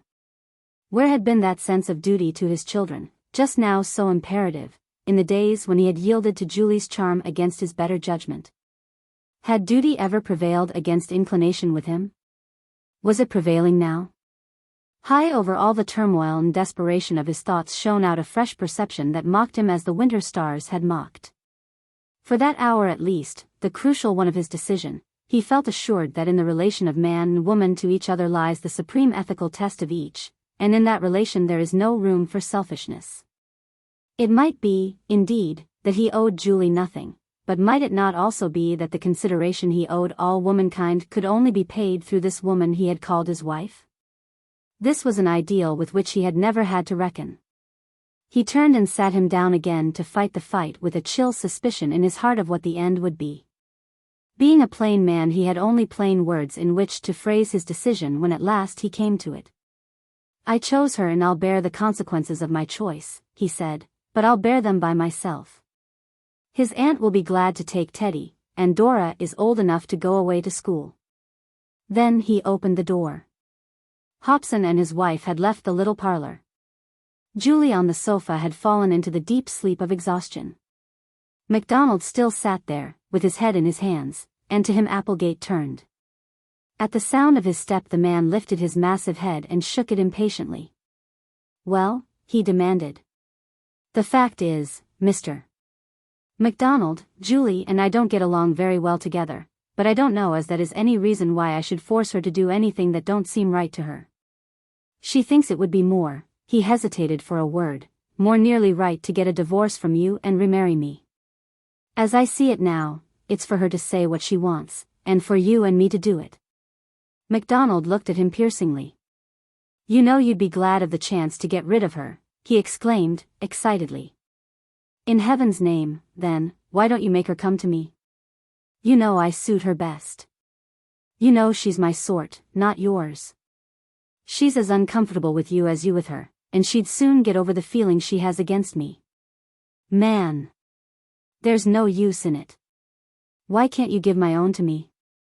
I can't say I don't agree with you, said Applegate, and the words seemed to ooze painfully from his white lips, but she thinks she'd rather not, and it's for her to say. A consuming fire. He is a man who has failed in this life, and says he has no chance of success in another. But out of the fragments of his failures he has pieced together for himself a fabric of existence more satisfying than most of us make of our successes. It is a kind of triumph to look as he does, to have his manner, and to preserve his attitude toward advancing years, those dreaded years which he faces with pale but smiling lips. If you would see my friend Hayden, commonly called by his friends the connoisseur, figure to yourself a tall gentleman of 65, very erect still and graceful, grey-headed and grey-bearded, with fine grey eyes that have the storm-tossed look of clouds on a windy March day, and a bearing that somehow impresses you with an idea of the gracious and pathetic dignity of his lonely age. I myself am a quiet young man, with but one gift: I am a finished and artistic listener. It is this talent of mine which wins for me a degree of Hayden's esteem and a place at his table when he has a new story to tell. His connoisseurship extends to everything of human interest, and his stories are often of the best. The last time that I had the honor of dining with him, there was present, besides the host and myself, only his close friend, that vigorous and successful man, Dr. Richard Langworthy, the eminent alienist and specialist in nervous diseases. The connoisseur evidently had something to relate, but he refused to give it to us until the pretty dinner was over. Hayden's dinners are always pretty, and he has ideals in the matter of china, glass, and napery which it would require a woman to appreciate. It is one of his accomplishments that he manages to live like a gentleman and entertain his friends on an income which most people find quite inadequate for the purpose. After dinner we took coffee and cigars in the library. On the table, full in the mellow light of the great lamp, Hayden has a distaste for gas, was a bit of white plush on which two large opals were lying. One was an intensely brilliant globe of broken gleaming lights, in which the red flame burned strongest and most steadily. The other was as large, but paler. You would have said that the prisoned heart of fire within it had ceased to throb against the outer rim of ice. Langworthy, who is wise in gems, bent over them with an exclamation of delight. "Fine stones," he said. "Where did you pick them up, Hayden?" Hayden, standing with one hand on Langworthy's shoulder, smiled down on the opals with a singular expression. It was as if he looked into beloved eyes for an answering smile. They came into my possession in a singular way, very singular. It interested me immensely, and I want to tell you about it, and ask your advice on something connected with it. I am afraid you people will hardly care for the story as much as I do. It's a little too rococo and sublimated to please you, Langworthy. But here it is. When I was in the West last summer, I spent some time in a city on the Pacific slope which has more pawnbrokers' shops and that sort of thing in full sight on the prominent streets than any other town of the same size and respectability that I have ever seen. One day, when I had been looking in the bazaars for something a little out of the regular line in Chinese curios and didn't find it, it occurred to me that in such a cosmopolitan town there might possibly be some interesting things in the pawn shops, so I went into one to look. It was a common, dingy place, kept by a common, dingy man with shrewd eyes and a coarse mouth. Talking to him across the counter was a man of another type. Distinction in good clothes, you know, one is never sure of. It may be only that a man's tailor is distinguished. But distinction in indifferent garments is distinction indeed, and there before me I saw it. A young, slight, carelessly dressed man, his bearing was attractive and noteworthy beyond anything I can express. His appearance was perhaps a little too unusual, for the contrast between his soft, straw-colored hair and wine-brown eyes was such a striking one that it attracted attention from the real beauty of his face. The delicacy of a cameo is rough, added the connoisseur, parenthetically, compared to the delicacy of outline and feature in a face that thought, and perhaps suffering, have worn away, but this is one of the distinctive attractions of the old. You do not look for it in young faces such as this. On the desk between the two men lay a fine opal. This one, said Hayden, touching the more brilliant of the two stones. The younger man was talking eagerly, fingering the gem lightly as he spoke. I inferred that he was offering to sell or pawn it. The proprietor, seeing that I waited, apparently cut the young man short. He started, and caught up the stone. I'll give you, I heard the other say, but the young man shook his head, and departed abruptly. I found nothing that I wanted in the place, and soon passed out. In front of a shop window a little farther down the street stood the other man, looking in listlessly with eyes that evidently saw nothing. As I came by he turned and looked into my face. His eyes fixed me as the ancient mariners did the wedding guest. It was an appealing yet commanding look, and I felt constrained to stop. I couldn't help it, you know. Even at my age one is not beyond feeling the force of an imperious attraction, and when you are past 60 you ought to be thankful on your knees for any emotion that is imperative in its nature. So I stopped beside him. I said, "It is a fine stone you were showing that man. I have a great fondness for opals. May I ask if you were offering it for sale?" He continued to look at me, inspecting me calmly, with a fastidious expression. Upon my word, I felt singularly honored when, at the end of a minute or two, he said, "I should like to show it to you. If you will come to my room with me, you may see that, and another." And he turned and led the way, I following quite humbly and gladly, though surprised at myself. The room, somewhat to my astonishment, proved to be a large apartment, a front room high up in one of the best hotels. There were a good many things lying about which obviously were not hotel furnishings, and the walls, the bed, and even the floor were covered with a litter of watercolor sketches. Those that I could see were admirable, being chiefly impressions of delicate and fleeting atmospheric effects. I took the chair he offered. He stood, still looking at me, apparently not in haste to show me the opals. I looked about the room. "You are an artist?" I said. "Oh, I used to be, when I was alive," he answered, drearily. "I am nothing now." And then turning away he fetched a little leather case, and placed the two opals on the table before me. "This is the one I have always worn," he said, indicating the more brilliant. "That chillier one I gave once to the woman whom I loved. It was more vivid then. They are strange stones, strange stones." He said nothing more, and I sat in perfect silence, only dreading that he should not speak again. I am not making you understand how he impressed me. In the delicate, hopeless patience of his face, in the refined, uninsistent accents of his voice, there was somehow struck a note of self-abnegation, of aloofness from the world, pathetic in any one so young. I am old. There is little in life that I care for. My interests are largely affected. Wine does not warm me now, and beauty seems no longer beautiful, but I thank heaven I am not beyond the reach of a penetrating human personality.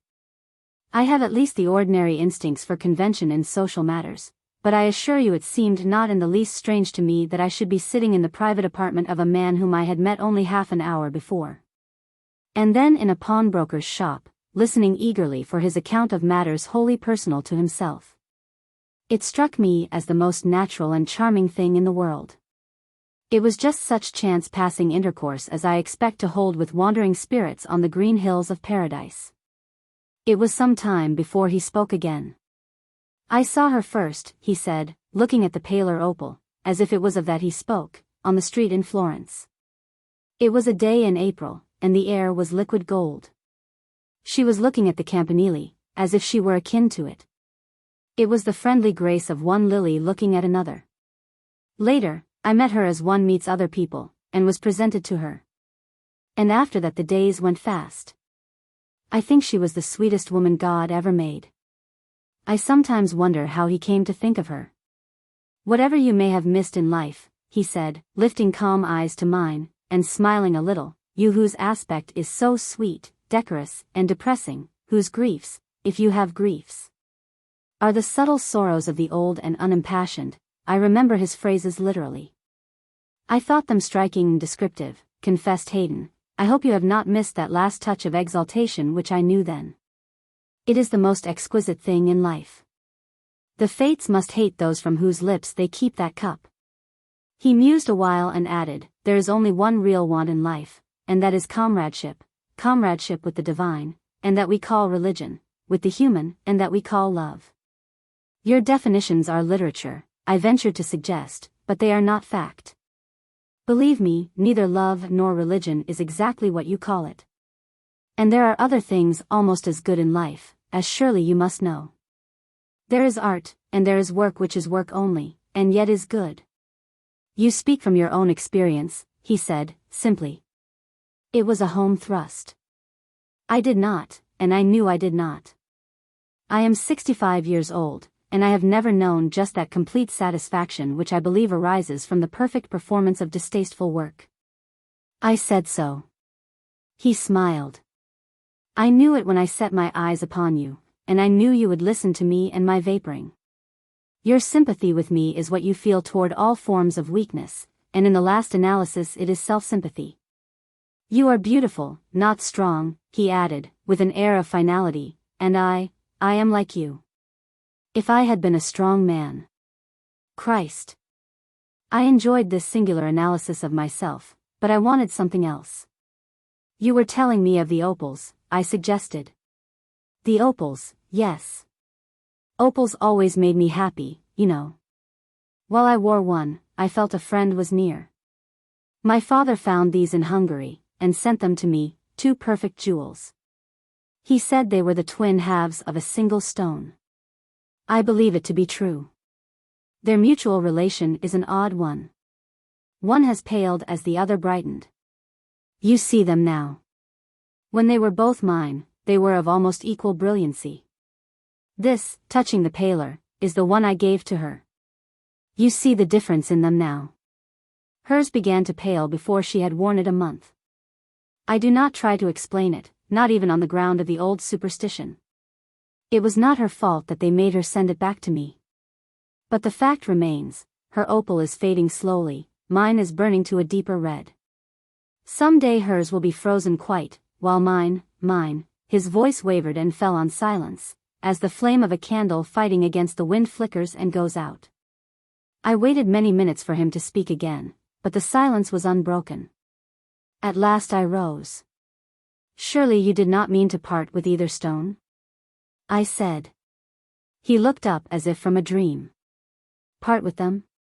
Why should I sell my soul? I would not part with them if I were starving. I had a minute's temptation, but that is past now. Then, with a change of manner, you are going? He rose with a gesture that I felt then and still feel as a benediction. Goodbye. I wish for your own sake that you had not been so like my poor self that I knew you for a friend. We had exchanged cards, but I did not see or hear of him again. Last week these stones came to me, sent by someone here in New York of his own name, his executor. He is dead, and left me these. It is here that I want your counsel. These stones do not belong to me, you know. It is true that we are like as blue and violet. But there is that woman somewhere, I don't know where, and I know no more of their story than he told me. I have not cared to be curious regarding it or him. But they loved once, and these belonged to her. Do you suppose they would be a comfort or a curse to her? If, the connoisseur evidently found difficulty in stating his position. Of course I do not mean to say that I believe one of the stones waned while the other grew more brilliant. I simply say nothing of it, but I know that he believed it, and even I, feel a superstition about it. I do not want the light in that stone to go out, or if it should, or could, I do not want to see it. And, besides, if I were a woman, and that man had loved me so, I should wish those opals. Here Hayden looked up and caught Langworthy's amused, tolerant smile. He stopped, and there was almost a flush upon his cheek. You think I am maudlin, doting, I see, he said. Langworthy, I do hope the Lord will kindly let you die in the harness. You haven't any taste for these innocent, green pastures where we old fellows must disport ourselves, if we disport at all. Now, I want to know if it would be, indelicate to attempt to find out who she is, and to restore the stones to her? Langworthy, who had preserved throughout his usual air of strict scientific attention, jumped up and began to pace the room. "His name," he said. "Hayden gave it." "I know the man," said Langworthy, almost reluctantly. "Did anyone who ever saw him forget him?" "He was on the verge of melancholia, but what a mind he had." "How did you know him, Langworthy?" asked Hayden, with pathetic eagerness. "As a patient." "It's a sad story. You won't like it. You had better keep your fancies without the addition of any of the facts." "Go on," said Hayden, briefly. "They live here, you know." He was the only son. He unconsciously acquired the morphine habit from taking quantities of the stuff for neuralgic symptoms during a severe protracted illness. After he got better, and found what had happened to him, he came to me. I had to tell him he would die if he didn't break it off, and would probably die if he did. "Oh, no matter," he said. "What disgusts me is the idea that it has taken such hold of me. He did break it off directly and absolutely. I never knew but one other man who did that thing. But between the pain and the shock from the sudden cessation of the drug, his mind was unbalanced for a while. Of course the girl's parents broke off the engagement. I knew they were traveling with him last summer. It was a trying case, and the way he accepted his own weakness touched me. At his own request he carried no money with him. It was a temptation when he wanted the drug, you see. It must have been at some such moment, when he contemplated giving up the struggle, that you met him in the pawn shop." "I am glad I knew enough to respect him even there," murmured Hayden, in his beard. "Oh, you may respect him, and love him if you like. He died a moral hero, if a mental and physical wreck. That is as good a way as any, or ought to be, to enter another life, if there is another life." "And the woman?" asked the connoisseur. "Keep the opals, Hayden, they and he are more to you than to her. She, in fact it is very soon, is to marry another man." "Who is?" "A gilded cad. That's all." Langworthy took out his watch and looked at it. I turned to the table. What had happened to the dreaming stones? Did a light flash across from one to the other, or did my eyes deceive me? I looked down, not trusting what I saw. One opal lay as pale, as pure, as lifeless, as a moonstone is. The other glowed with a yet fierier spark. Instead of coming from within, the colors seemed to play over its surface in unrestricted flame. "See here," I said. Langworthy looked, then turned his head away sharply. The distaste of the scientific man for the inexplicable and irrational was very strong within him. But the old man bent forward, the lamplight shining on his white hair, and with a womanish gesture caught the gleaming opal to his lips. "A human soul," he said. "A human soul. An unearned reward. It is the very last corner of the world in which you would expect to find a sermon. Overhead hang the Colorado skies, curtains of deepest, dullest cobalt, against which the unthreatening white clouds stand out with a certain solidity, a tangible look seen nowhere else save in that clear air. All around are the great upland swells of the mountains, rising endlessly, ridge beyond ridge, like the waves of the sea. In a hollow beside the glittering track is the one sign of human existence in sight, the sun-scorched, brown railway station. It is an insignificant structure planted on a high platform. There is a red tool chest standing against the wall, a tin advertisement of somebody's yeast cakes is nailed to the clapboards. 3 buffalo hides, with horns still on them, hang over a beam by the coal shed, and across the side of the platform, visible only to those approaching from the west, is written, in great, black letters: "The wages of sin is death." This legend had no place there on the September afternoon, some years ago, when Carol Forbes stepped off the westbound express as it halted a minute at the desolate spot. Because it looked to him like the loneliest place in all the world, the notion seized him suddenly, as the train drew up beside the high platform, to catch up his valise and leave the car. He was looking for a lonely place, and looking helplessly. He snatched at the idea that here might be what he sought, as a drowning man at the proverbial straw. When the train had gone on and left him there, already repenting tremulously of what might prove his disastrous folly, a man, who was possibly the station agent, if this were indeed a station, came limping toward him with an inquiring look. Forbes was a handsome man himself, and thoroughly aware of the value of beauty as an endowment.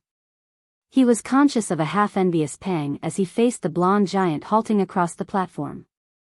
This was, or had been, a singularly perfect specimen of the physical man.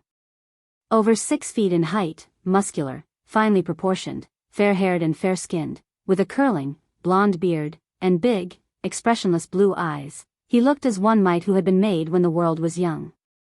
And there was more room for mighty men than now. The slight, olive-skinned young man who faced him was conscious of the sudden feeling of physical disadvantage that comes upon one in the presence of imposing natural objects, for the man was as august in his way as the cliffs and canyons. "I am an artist," said Carol Forbes. "Is there any place hereabouts where I can get my meals and sometimes a bed, while I am sketching in the mountains?" The man stared at him. "Would it have been better if I had said I was a surveyor?" asked Forbes of his confused inner consciousness. "We feed folks here sometimes, that is, my wife does. Meb you could have a shakedown in the loft.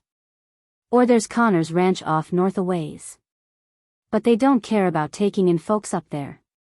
"Then, if you would ask your wife," ventured Forbes, politely. "I shall not trouble you long," he added. "Ellen." A woman appeared at the door, then moving slowly forward, stood at her husband's side, and the admiration Forbes had felt at the sight of the man flamed into sudden enthusiasm as he watched the wife. She was tall, with heavy, black hair, great eyes like unpolished jet, one of the thick white, smooth, perfectly colorless skins, which neither the sun or the wind affect, and clear-cut, perfect features. Standing so, side by side, the two were singularly well worth looking at. "What a regal pair," was Forbes's internal comment, and while they conferred together he watched them idly, wondering what their history was, for of course they had one. It is safe to affirm that every human creature cast in the mold of the beautiful has, or is to have, one. "She says you can stay," announced the man. "Just put those traps of yours inside, will you?" And, turning, he limped off the length of the platform at a call from somebody who had ridden up with jingling spurs. Forbes, left to his own devices, picked up his valise, then set it down again and looked around him helplessly, wondering if there was a night train by which he could get away from this heaven-forsaken spot. "If you want to see where you can sleep," said a voice at his side, "I will show you." It was the woman. She bent as she spoke to pick up some of his impedimenta, but he hastily forestalled her with a murmur of deprecation. She turned and looked at him, and as he met her eyes it occurred to him that the indifference of her face was the indifference of the desert, arid and hopeless. The look she gave him was searching and impersonal. He saw no reason for it, nor for the slow, dark color that spread over her face, and there was less than no excuse for the way she set her lips and stretched a peremptory hand, saying, "Give me those," in tones that could not be disobeyed. To his own astonishment he surrendered them, and followed her meekly up a ladder-like flight of steps to the rough loft over the station. It was unfinished, but partitioned into 2 rooms. She opened the door of one of these apartments, silently set his luggage inside, and vanished down the stairs. Forbes sat down on the edge of a broken chair and looked about him. "Now, in heaven's name," he demanded of the barren walls, "what have I let myself in for, and why did I do it?" To this question there seemed no sufficient answer, and for a while he sat there fretting with the futile anxiety of a man who knows that his fate pursues him, who hopes that this turning or that may help him to evade it, yet always feels the benumbing certainty that the path he has taken is the shortest road to that he would avoid. When at last, recognizing that his meditations were unprofitable, he rose and went down the stairs, it was supper time. The woman was uncommunicative, but he could feel that her eyes were on him. The man, it occurred to Forbes that he had probably been drinking, was talkative. After the meal was over they went outside. Forbes, by way of supporting his pretense of being an artist, took out a pocket sketchbook and made notes of the values of the clouds and the outlines of the hills against the sky in a sort of artistic shorthand. The man Wilson sat down on a bench and began to talk. Between the exciting effects of the whiskey he had taken, the soothing influence of the cigar Forbes proffered him, and a natural talent for communicativeness, he presently went on to tell his own story.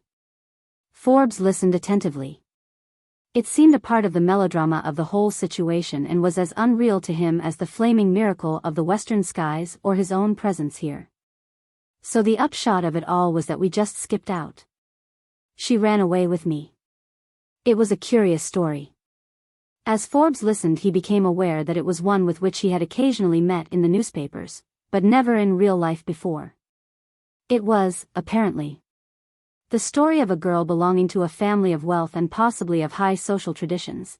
Naturally, he did not know what importance to attach to Wilson's boast that his wife belonged to the top of the heap, who had eloped with the man who drove her father's carriage.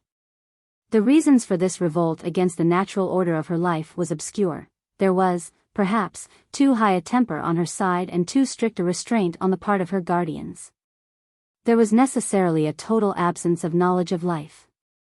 There was also the fact that the coachman was undoubtedly a fine creature to look at.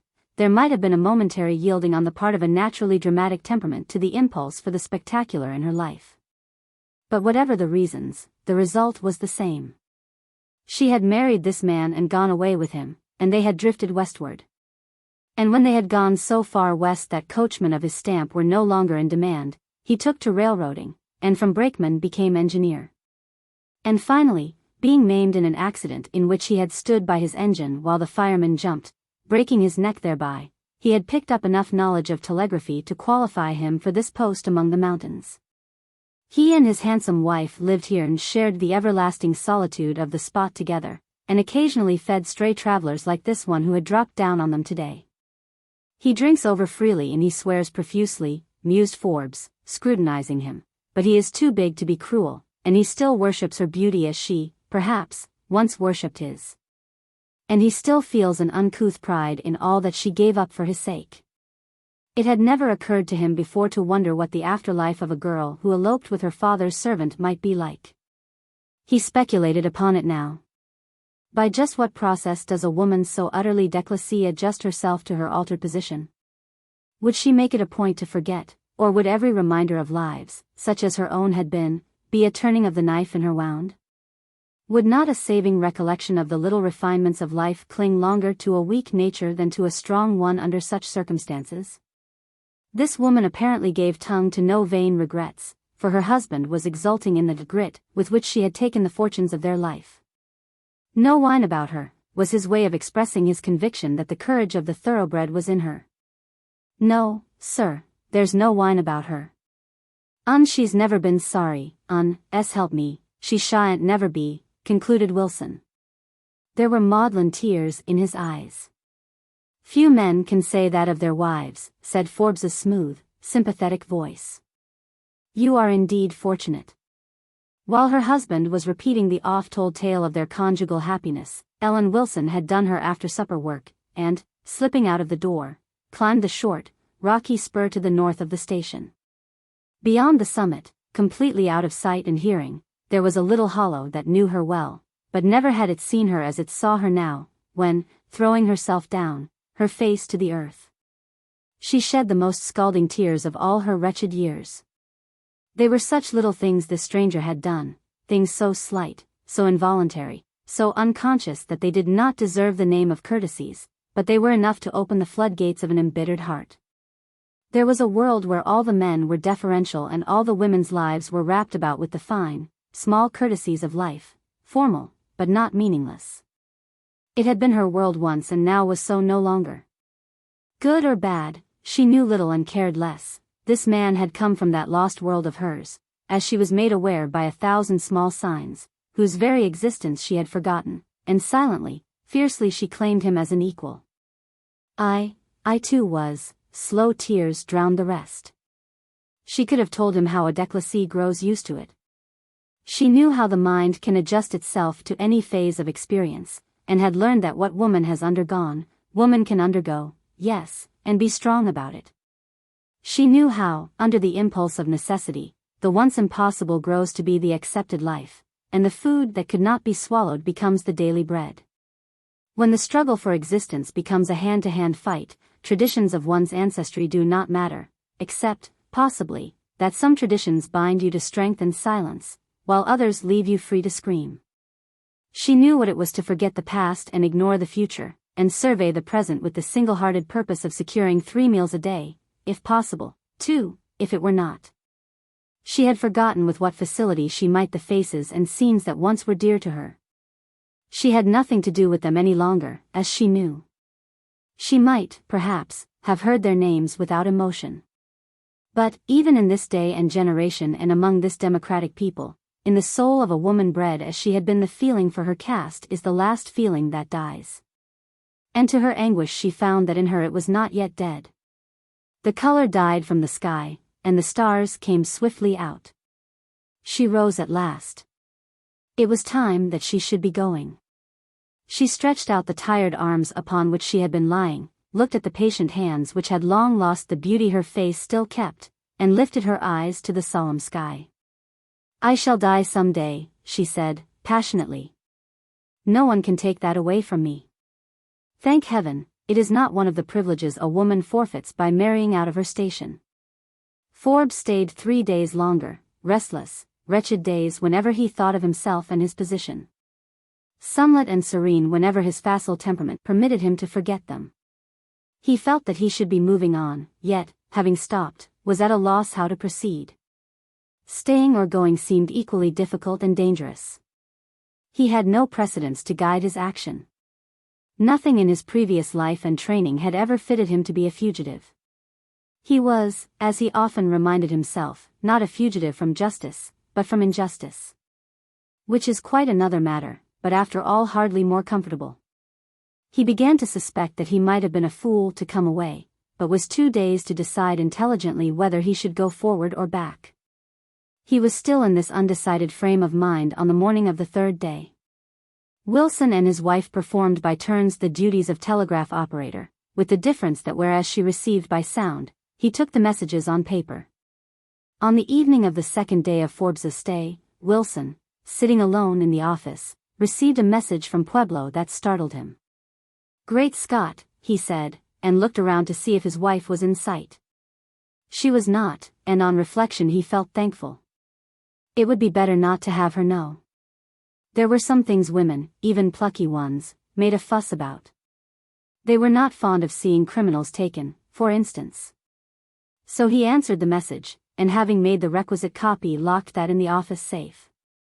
The long strip of paper, with its lines of dots and dashes, he crumpled carelessly and dropped into the wastebasket. The next afternoon Mrs. Wilson, in the process of sweeping out the room, upset the wastebasket, and the crumpled piece of paper fell out and rolled appealingly to her feet. There were a dozen messages on the strip, but the last one riveted her eyes. She read it, then read it again, returned it to the wastebasket and sat down to think with folded hands in lap, her white face as inscrutable as the Sphinx. What should she do? Should she do anything? The man might be a criminal or he might not. The fact that he was followed by detectives with papers for his arrest, who might be expected to arrive on the afternoon train, proved nothing to her mind. At the same time, criminal or none, if she interfered it might prove a dangerous experiment for her, and was sure to be a troublesome one. Why, then, should she interfere? There was only one reason, but it was a reason rooted in the dumb depths of her being, the depths that this man's bearing had so disturbed. He was of her people, on her side, though it was the side that had cast her off. The faint, sweet memories of her earliest years pleaded for him. The enduring bitterness of that later life which she had lived sometimes forgetfully, sometimes, but this was rare, prayerfully, sometimes with long-drawn sighs, seldom with tears, always in silence, fought for him. The inextinguishable class spirit fought for him, and fought successfully. She looked at the clock. It lacked an hour of train time. What she did must be done quickly. She went out to her husband, loafing on the platform. "I've got to go to Connor's, Jim. There's no butter and no eggs." Wilson looked up carelessly. "All right," he said. She went into the back room which served as kitchen and storeroom and provided herself with a basket, into which she put meat and bread. As she left the station, Wilson came around to the side and called to her. "You'll be back by supper time, Ellen?" The woman nodded, not looking back, and plunged on up the rocky spur. When she found him, an hour later, Forbes was lying on a sunny slope indulging in the luxury of a daydream. He was stretched out at full length, his arms under his head, the sketchbook that he had not used lying by his side unopened. For the life of him he could not feel that his position was serious, and the mountain air and the sunshine intoxicated him. Once I get clear of this thing, he was saying to himself, I'll come back here and buy me a ranch. Why should anybody who can live here want to live anywhere else? To him in this pastoral mood appeared the woman. There was that in her face which made him spring to his feet in vague alarm before she opened her lips. They're after you, she said. You must be moving. Do you know what you want to do? What was your idea in stopping here? Have you any plans? He shook his head helplessly. I thought perhaps, Mexico. Mexico. But what you want just now is a place to hide until they have given you up and gone along. After that you can think about Mexico. Come. I've heard the whistle. The train is in. You're all right if they don't start to look for you before supper time, and I hardly think they will, for they'll expect you to come in.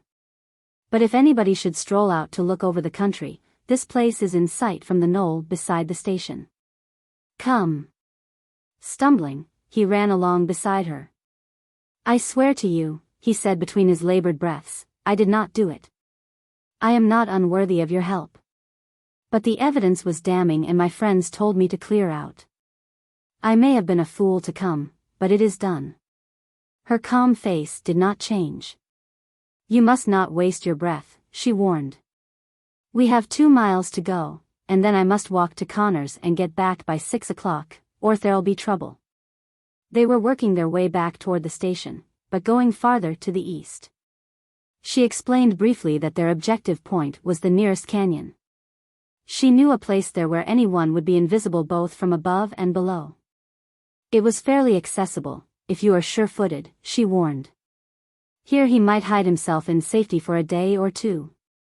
She had brought him food. It would not be comfortable, but it was hardly a question of his comfort. You are very good, said Forbes, simply. I don't want to give myself up now. You are very good, he repeated, wondering a little why she should take the pains. She made no answer, only hastened on. To Forbes the way seemed long. His feet grew heavy and his head bewildered. Was this really he, this man who was in flight from justice and dependent on the chance kindness of a stranger for shelter from the clutches of the law? They reached the canyon and began to make their way slowly down and along its side. The woman led fearlessly over the twistings of a trail imperceptible to him. He followed dizzily. Suddenly she turned. It is just around this rock that juts out in front. Is your head steady? It falls off sheer below and the path is narrow. Go on, he said, and set his teeth. The path was steep as well as narrow, and the descent below was sheer and far. Midway around the rocks a mist came over his eyes. He put up his hand, stumbled, fell forward and out, was dimly aware that he had fallen against his guide. A crash and cry awoke the echoes of the canyon. Then silence settled over it again, dead silence, and the night came down. Their bodies were not found until 3 days later. When the Eastern detectives had identified their man, they proposed his burial, but Wilson turned from the place with the muscles of his throat working with impotent emotion. And a grim look about his mouth that lifted his lips like those of a snarling beast. Carrion. Let it lie, he said, with so dark a face that the men followed him silently, saying nothing more, and the 2 were left lying upon the ground which had drunk with impartial thirst the current that oozed from their jagged wounds. The suspicions of primitive men are of a primitive nature. Those 3 days in which nothing had been seen or heard of his wife or Forbes had been a long agony to Wilson. And now that the end had come it seemed to him that his basest suspicions were confirmed. To his restricted apprehension there was but one passion in the world that could have sent his wife to this stranger's side, to guard and save him at her cost. So thinking, it seemed to him that swift justice had been done. And that he might not forget, nor let his fierce thoughts of her grow more tender. The next day, when the train had gone eastward and he was left alone to his desolation, he took his brush and laboriously wrote across the end of the high platform. in great letters for all men to see and wonder at, the phrase he thought her fitting epitaph. The wages of sin is death. And there it still stands, remaining in its stupid, brutal accusation the sole monument on earth of a woman's ended life. Hardesty's cowardice. Straight on before them stretched the street, a wide and unobstructed way at first, but narrowing a little farther on, where there were, besides, buildings going up. And great piles of lumber standing far out in the road, and heaps of sand, and mortar beds. Could he possibly get the horses under control before they reached those cruel lumber piles, where to be thrown meant death or worse? They were running wildly, and it was downhill all the way. She did not believe that human strength could do it, not even Neil's, and he was as strong as he was tender. She looked down at his hands and noticed how white the knuckles were, and how the veins stood out, and then she bent her head that she might not see those fatal obstructions in their way, and clasped her hands as tightly as her lips. She found herself senselessly repeating, over and over, as if it were a charm, "Broad is the way, that leadeth to destruction." It was a June morning, cool and sweet. If ever, life is dear in June. Her eyes fell on the great bunch of white roses in her lap. He had put them in her hands just as they were starting, and then had bent suddenly and left a quick kiss on the hands. It was only the other day he had told her that he had never, from the very first hour they met, seen her hands without longing to fill them with flowers.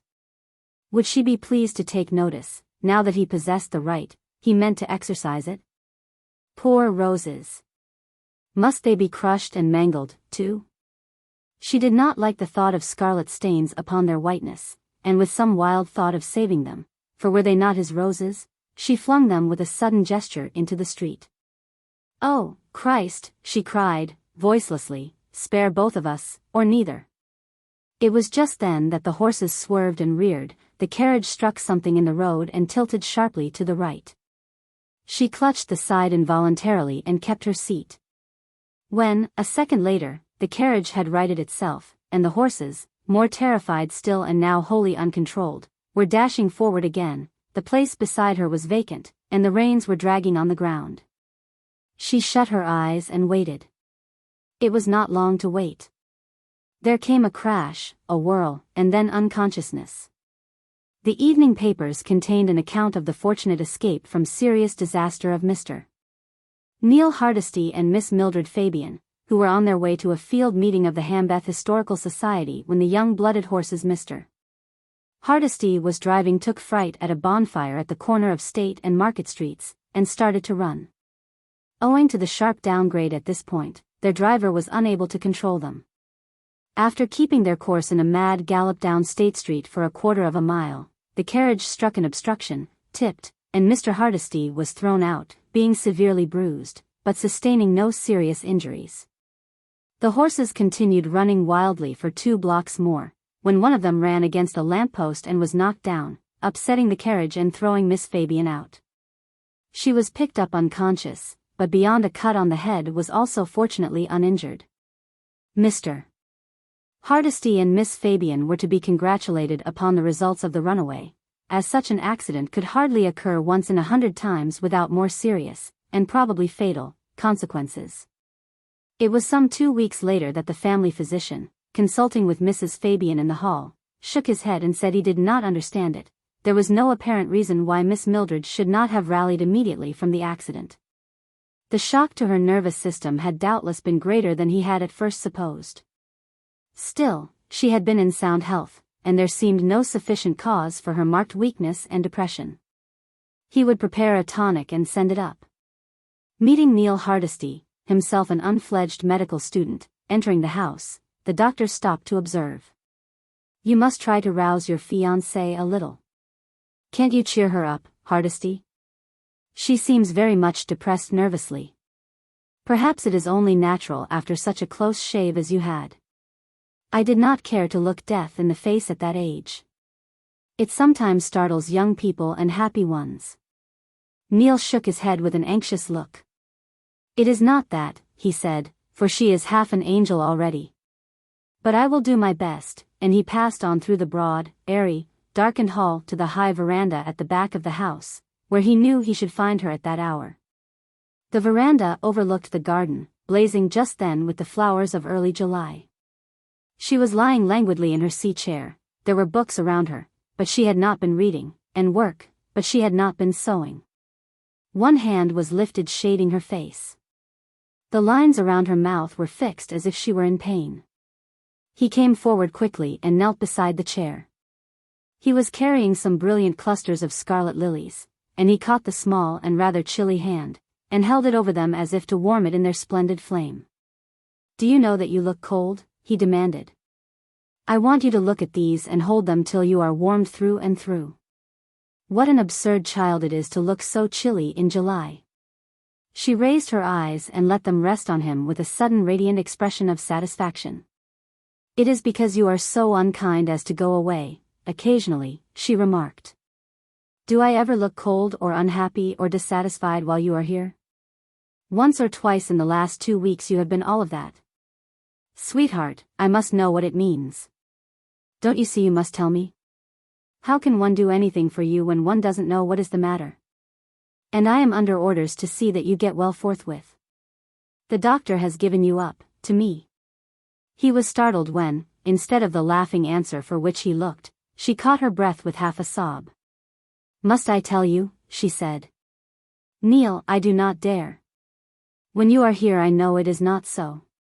It is only when you are away from me that the hideous thought comes. And I fight it so.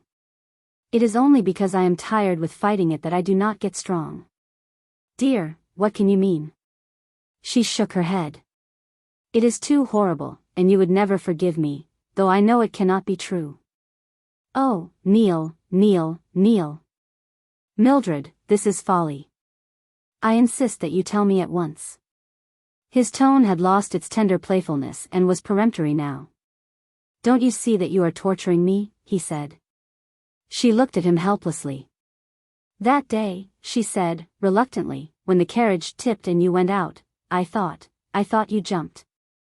"Neil, don't look so. I knew you could not have done it, and yet I can't get rid of the thought, and it tortures me that I can think it, of you. Oh, I have hurt you." He was no longer kneeling beside her, but had risen and was leaning against one of the pillars of the veranda, looking down at her with an expression she had never dreamed of seeing in his eyes when they rested on her face. He was white to the lips. "You thought that? You have thought it these 2 weeks? I tell you it is torture. Neil, say you did not, and let me be at rest. And you ask me to deny it? You?" His voice was very bitter. "I wonder if you know what you are saying? Neil, Neil, say you did not." He set his teeth. "Never." He broke the silence which followed by asking, wearily, at last, "What was your idea in telling me this, Mildred? Of course you knew it was the sort of thing that is irrevocable." "I knew nothing except that I must get rid of the thought. Can't you imagine what it is to a man to be charged with cowardice? I charge nothing. But if you would only deny it." "Oh, this is hopeless," he said, with an impatient groan. "It is irremediable. If I denied it, you would still doubt, but even if you did not, I could never forget that you had once thought me a coward. There are some things one may not forgive." Silence again. "And my wife must never have doubted me." She raised her eyes at last. "If you are going, pray go at once," she said. "I am too weak for this." She said it, but she did not mean it. After all, it was the one impossible thing on earth that anything should come between them. Surely she could not alter the course of 2 lives by 5 minutes of unguarded hysterical speech or a week or 2 of unfounded fretting. But he took up his hat and turned it in his hands. "As you wish," he said, coldly, and then, "Good morning," and was gone. 2. "I think that is all," said the hurried, jaded doctor to the northern nurse. "The child is convalescent, you understand about the nourishment, and you know what to do for Mrs. Leroy? I shall bring someone who will stay with her husband within the hour." Outside was the glare of sun upon white sand, a pitiless sun, whose rising and setting seemed the only things done in due order in all the hushed and fever-smitten city. Within was a shaded green gloom and the anguished moaning of a sick woman. Mildred Fabian, alone with her patients and the one servant who had not deserted the house, faced her work and felt her heart rise with exultation, a singular, sustaining joy that never yet had failed her in the hour of need. The certainty of hard work, the consciousness of danger, the proximity of death, these acted always upon her like some subtle stimulant. If she had tried to explain this, which she did not, she would perhaps have said that at no other time did she have such an overwhelming conviction of the soul's supremacy as in the hours of human extremity. And this conviction, strongest in the teeth of all that would seem most vehemently to deny it, was to her nothing less than intoxicating. She was not one of the women to whom there still seems much left in life when love is gone. To be sure, she had the consolations of religion and a certain sweet reasonableness of temperament which prompted her to pick up the pieces after a crash, and make the most of what might be left. But she was obliged to do this in her own way. She was sorry, but she could not do it in her mother's way. When she told her family that her engagement was at an end, that she did not care to explain how the break came, and that if they meant to be kind they would please not bother her about it. She knew that her mother would have been pleased to have her take up her old life with a little more apparent enthusiasm for it than she had ever shown before. To be a little gayer, a little more occupied, a little prettier if possible, and certainly a little more fascinating, that was her mother's idea of saving the pieces. But Mildred's way was different, and after dutifully endeavoring to carry out her mother's conception of the conduct proper to the circumstances with a dismal lack of success, she took her own path, which led her through a training school for nurses first, and so, ultimately, to Jacksonville. The long day wore slowly into night. The doctor had returned very shortly with a man, whether physician or nurse she did not know, whom he left with Mr. Leroy. The little maid, who had been dozing in the upper hall, received some orders concerning the preparation of food which she proceeded to execute. The convalescent child rested well. The sick woman passed from the first to the second stage of the disease and was more quiet. The doctor came again after nightfall. He looked at her charges wearily, and told Mildred that the master of the house would not rally. "He is my friend, and I can do no more for him," he said, almost with apathy. The night passed as even nights in sick rooms will, and at last it began to grow toward day. The nurse became suddenly conscious of deadly weariness and need of rest. She called the servant and left her in charge, with a few directions and the injunction to call her at need, and then stole down the stairs to snatch, before she rested, the breath of morning air she craved. As she stood at the veranda's edge in the twilight coolness and twilight hush watching the widening sky, there came steps behind her, and turning, she came face to face with Neil Hardesty. She stared at him with unbelieving eyes. "Yes, it is I," he said. "You were with Mr. Leroy?" she asked. "Are you going?" "My work is over here," he answered, quietly. "I am going to send someone else." She bent her head a second space with the swift passing courtesy paid death by those to whom it has become a more familiar friend than life itself, then lifted it, and for a minute they surveyed each other gravely. "This is like meeting you on the other side of the grave," she said. "How came you here?" "I thought you were in California." "I thought you were in Europe." "I was for a while, but there was nothing there I wanted. Then I came back and entered the training school. After this is over I have arranged to join the Sisterhood of St. Margaret. I think I can do better work so. Let me advise you not to mistake your destiny. You were surely meant for the life of home and society, and can do 1,000-fold more good that way." "You do not know," she answered, simply. "I am very happy in my life. It suits me utterly. I have never been so perfectly at peace." "But it will wear you out," he murmured. She looked at him out of her great eyes, surprisedly. It was a look he knew of old. "Why, I expect it to," she answered. There was a little silence before she went on, apparently without effort. "I am glad to come across you again, for there is one thing I have wanted to say to you almost ever since we parted. And it has grieved me to think I might never be able to say it. It is this. While I do not regret anything else, and while I am sure now that it was best for both of us, or else it would not have happened, I have always been sorry that the break between us came in the way it did. I regret that. It hurts me still when I remember of what I accused you. I am sure I was unjust. No wonder you were bitter against me. I have often prayed that that bitterness might pass out of your soul, and that I might know it. So, I ask your forgiveness for my suspicion. It will make me happier to know you have quite forgiven me." He did not answer. She waited patiently. "Surely," she spoke with pained surprise, "surely you can forgive me now?" "Oh, God." She looked at his set face uncomprehending. Why should it be with such a mighty effort that he unclosed his lips at last? His voice came forced and hard. I did it, Mildred. I was the coward that you thought me. I don't know what insensate fear came over me and took possession of me utterly, but it was nothing to the fear I felt afterwards, for those 2 weeks, that you might suspect me of it. And when I knew you did, I was mad with grief and anger at myself, and yet, it seems to me below contempt, I tried to save my miserable pride. But I have always meant that you should know at last." She looked at him with blank uncomprehension. "I did it," he repeated, doggedly, and waited for the change he thought to see upon her face. It came, but with a difference. You did it," for the idea made its way but slowly to her mind.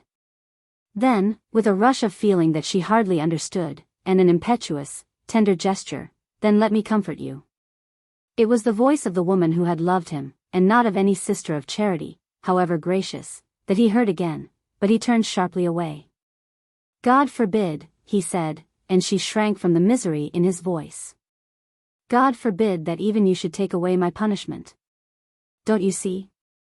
It is all the comfort I dare have, to go where there is danger and to face death when I can, till the day comes when I am not afraid, for I am a coward yet." She stretched her hands out toward him blindly.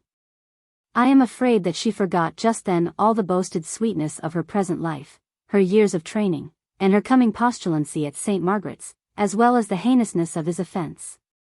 She forgot everything, save that this was Neil, and that he suffered.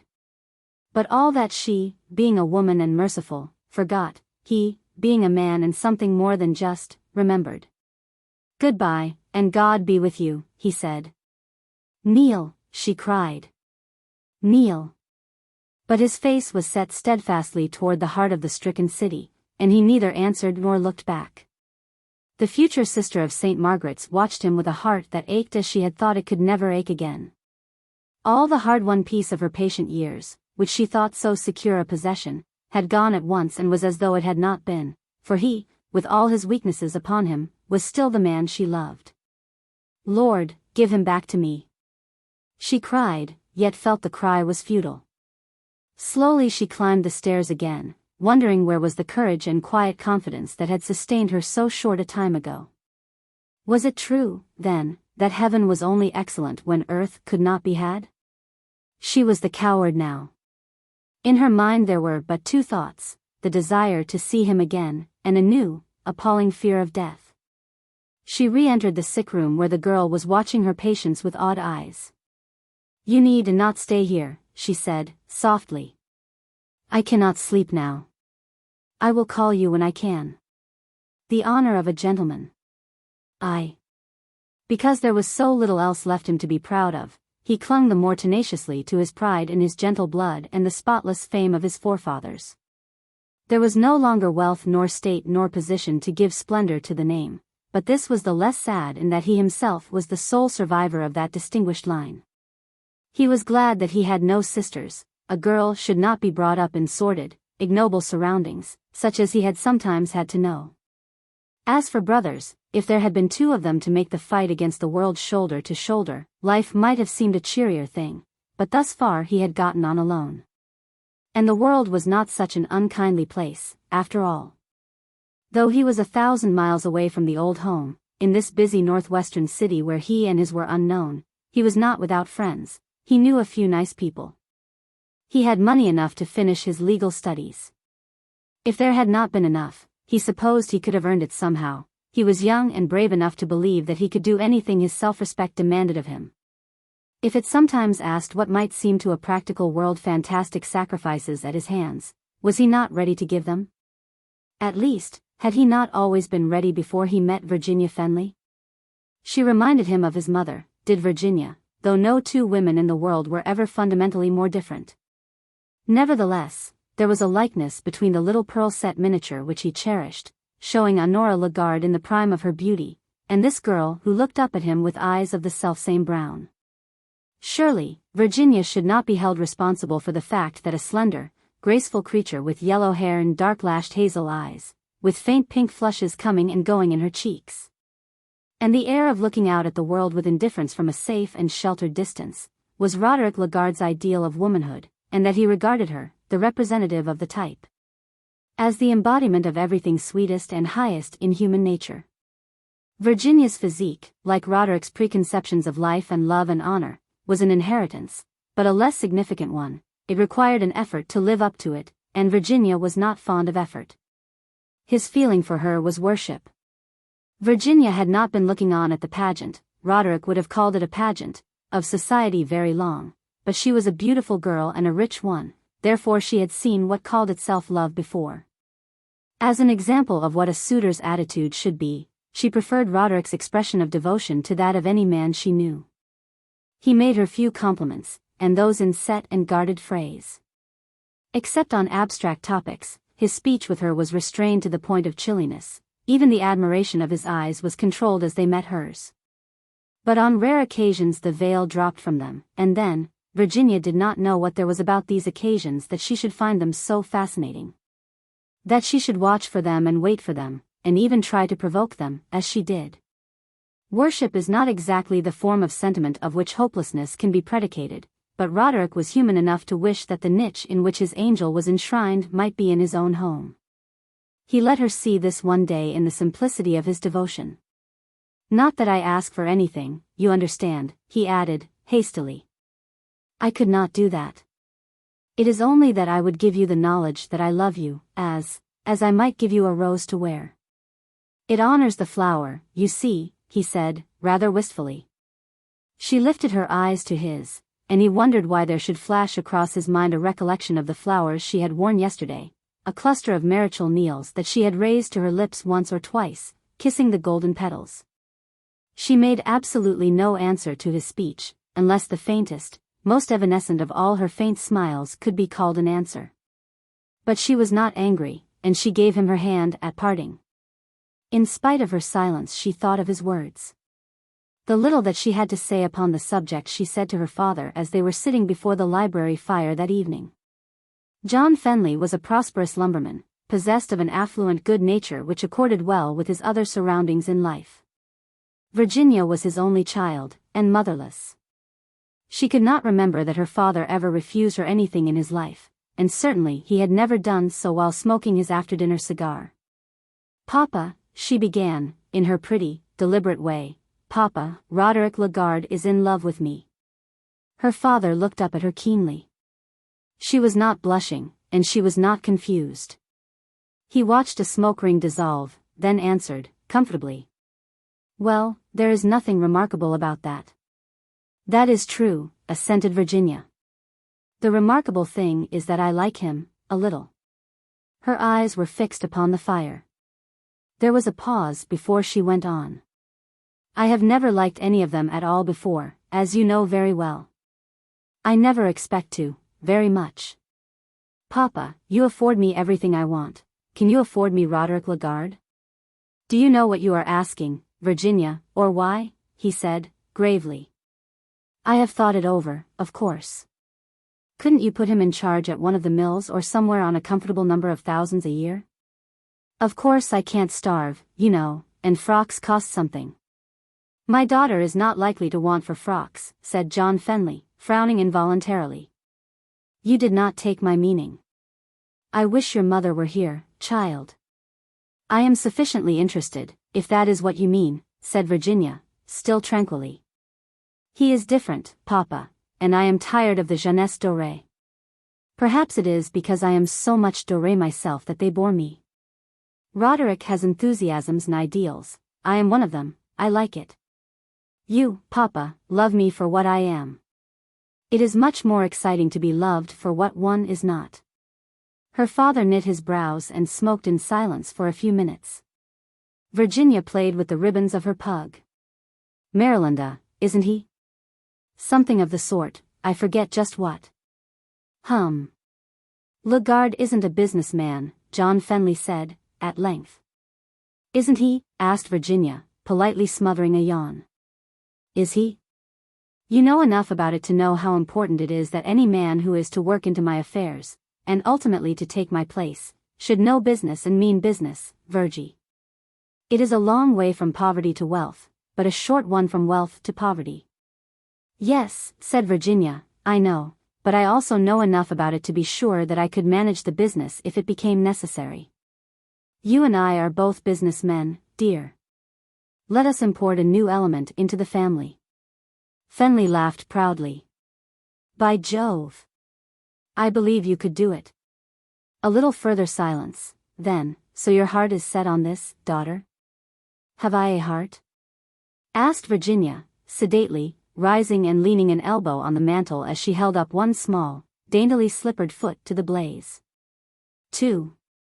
Long afterward he used to wonder how it had ever come to pass, that first false step of his, the surrender of his profession, and so of his liberty. Before middle life a man sometimes forgets the imperious secret of the springs that moved his youthful actions. In reality, the mechanism of his decision was very simple. How can I give up my profession? He asked Virginia. She smiled up into his eyes, her own expressing a divine confidence. But how can you give up me? Though his doubts were not thereby laid to rest, the matter was practically settled, and it was understood between them that he was to accept her father's unnecessarily liberal offer, and take his place in John Fenley's business as his own son might have done. This may have been unwise, but it was not unnatural, and if there was any unwisdom in the proceeding, it was apparent to no eyes but Roderick's own. Other people said what other people always say under such circumstances, that young Lagarde was in luck, that he would have a soft snap of it as John Fenley's son-in-law. That he had shown more sagacity in feathering his own nest than could have been expected of such an impractical young fellow. They did not understand his chill reserve when congratulated on this brilliant bit of success in life. If they had spoken of his good fortune in being loved by Virginia, that was something a man could understand. The gods might envy Virginia's lover, but that he, Roderick Lagarde, should be congratulated on becoming John Fenley's son-in-law was intolerable. He by no means pretended to scorn money, however, and he felt as strongly as did Fenley that Virginia must have it. Luxury was her natural atmosphere, any woman's perhaps, but surely hers. Other men sacrificed other things for the women that they loved. He gave up his proud independence in his proper work, and was sublimely sure that Virginia understood what the sacrifice cost him.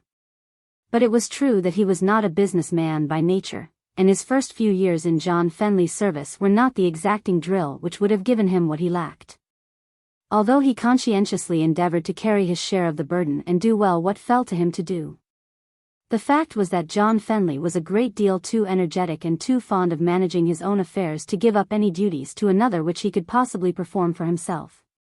Thus Roderick's various positions were always more or less of sinecures as far as responsibility was concerned, and he had a large margin of leisure as well as a sufficient amount of money to devote to good books and good horses. Pursuits which met the approval of his father-in-law as being the tastes of a gentleman. John Fenley did not show his usual foresight, certainly, in encouraging Roderick to be in the business and not of it. But then he confidently expected to live to settle up all his own affairs, and turn his large fortune into a shape in which it would be more easily managed than in its primitive form of timber lands and sawmills. No one could have anticipated his death, which occurred in the prime of his active life, some 5 years after his daughter's marriage. Even then his son-in-law hardly took the position expected of him. His long habit of standing aside was not easily overcome, and Mrs. Lagarde, who had a taste for affairs, and Mr. Rogers, her father's private secretary, had actually more to do with certain important transactions than the nominal head of the business. One of these transactions was as follows. Mrs. Lagarde, said Mr. Rogers, being shown into the library one chilly afternoon in early October, Macomb has cabled from Vienna to his agent here to close with us for that tract of Michigan timber, paying the price agreed upon for cash. I have had the papers ready for some time, and they only want signing. If you can come downtown at once. Virginia looked down at her tea gown, and then at the cheerful little fire on the hearth, and her novel lying face downward on the easiest chair. "Won't tomorrow morning do as well?" she asked, languidly. "If you will permit me to say so, by no means, Mrs. Lagarde," said Mr. Rogers, suavely. Something in his manner attracted her attention. "Why not?" she demanded. Mr. Rogers looked at the fire for a moment before replying. "You wish to realize upon the land, you see," he observed, vaguely. "The cablegram was received this morning. Macomb's agent has no choice but to act on it now. By tomorrow, or next day at the farthest, there may be reasons apparent which would justify him in declaring the deal off. It is worth your while, and it should be made worth mine," said Mr. Rogers, leaning upon the words, "to see that the matter is settled this afternoon. I have private advices that forest fires have started in northern Michigan, somewhat in this vicinity, and their spread is greatly to be feared. I have not mentioned this to Mr. Lagarde." Mrs. Lagarde hesitated a moment. It would be charitable to suppose that she did not understand the situation so lightly sketched in, but I am afraid she did. Mr. Rogers did not raise his eyes. "Oh, well," she said, carelessly, "today or tomorrow, it doesn't signify. If you will have a notary and Macomb's agent at Mr. Lagarde's office in half an hour, Mr. Rogers, I will be there." So it was that the papers were executed and payment made that afternoon. The next day but one, forest fires. "Danger to lumber interests in Michigan," was a prominent headline in the morning papers. When Macomb came home from Vienna to look after his own affairs a month later, he found himself the owner of a diminished bank account and some hundreds of acres of smoking pine stumps. He made a trip to northern Michigan to survey these latter possessions, and while there succeeded in securing some interesting statements which it pleased him to call facts. Armed with these, he went to Roderick Lagarde, and laid his case before him. "First of all, I want to say that I have always thought you an honest man, Lagarde," he observed, "and I wish to say that I am bringing no personal accusations, though the case looks black for you. But I know your man Rogers is a D scoundrel, though I fail to see how the sale could profit him, apart from its advantages to you. But you will see I have proof that he was well informed on the day the transfer took place that that tract of timber was already on fire in a dozen places, and nothing on earth could save it from destruction. I call that obtaining money under false pretenses, and I warn you if you don't desire to repurchase the entire tract at the price I paid for it, that I propose to see at once what the courts will call it." "Much obliged for your good opinion of me," said Lagarde, dryly. "I have perfect confidence in Rogers." This was not strictly true, but Roderick was angry, "and none at all in your so-called proofs. I shall do a little investigating for myself. If I find, as I believe, that Rogers had no other information in the matter than I myself possessed, and that you have met with your losses only in the ordinary course of events, you may bring as many suits as you like. And rest assured that the Fenley estate will fight them to the last dollar. If it is otherwise, but nothing else is possible. Good morning, sir." 3. Virginia. "Do you mean that Rogers actually approached you in the matter?" Mrs. Lagarde moved uneasily under the scorching light in her husband's eyes.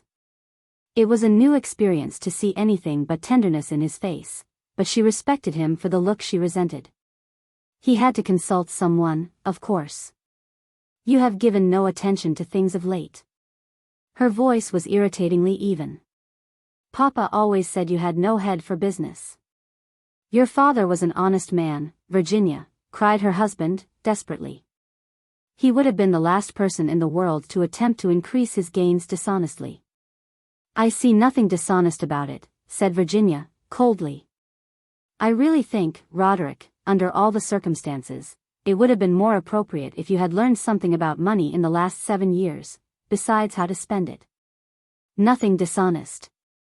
Don't you understand," demanded Lagarde, in a terrible voice, "that the commission you paid Rogers was blackmail, the price of his news and his silence?" Mrs. Lagarde shrugged her shoulders. Roderick rose dumbly. He knew all that he need. The room whirled round him. How he made his way out of the house he did not know. Had he served 7 years for this? The fair house of his life, built up on the insubstantial foundations of a woman's silence and her sweet looks, was tumbling about his ears. She whom he had made his wife, who wore the name he honored though it was his own, whom he had worshipped as woman never yet was worshipped, had failed in common honesty, and taunted him with the life he had led for her sake. She had betrayed him into a shameful position. That restitution was an easy matter and might be a secret one did not make the case less hard. He could have defended her had she been disgraced in the world's eyes, but how might he defend her from himself? It was a raw November night. As he went swiftly on, he felt the river mist sweep soft against his face. He wrung his helpless hands. Oh, God! It is dishonor. What shall I do? What shall I do? No help in the murky sky above him, none in the home whose lights lay behind, none in the river that rushed along beneath the bluff, that was the refuge of a coward and a shirk. Had he not already shirked too much in life? What must he do? He tried to think collectedly, but in his pain he could not. There were visions before his eyes. He saw Virginia as she had seemed to him 7 years ago, 5 years, yesterday, tonight. Was it true that he had never really seen her till tonight? Oh, that brave, lost youth of his. His strong, light-hearted youth, with its poverty, its pride, and its blessed freedom. If he could but go back to it, and feel himself his own man once more, with his life before him to be lived as he had planned it. How was it that he had become entangled with a soul so alien to his own? And what did a man do when he reached a point from which he could not go back, yet loath to go forward? He tramped on and on through the drizzling November darkness. Gradually the tumult in his heart was stilled. He became aware that the air was cold, that he was splashed with mud and rain, that he had no hat, and wore only thin evening clothes. He turned at last, his teeth chattering in his head, and plodded back. 2 things grew clear before his mind. He must settle with Macomb tomorrow, and he must henceforth assume the control of John Fenley's affairs which he had hitherto nominally possessed. Thank heaven for the gift of work. And Virginia?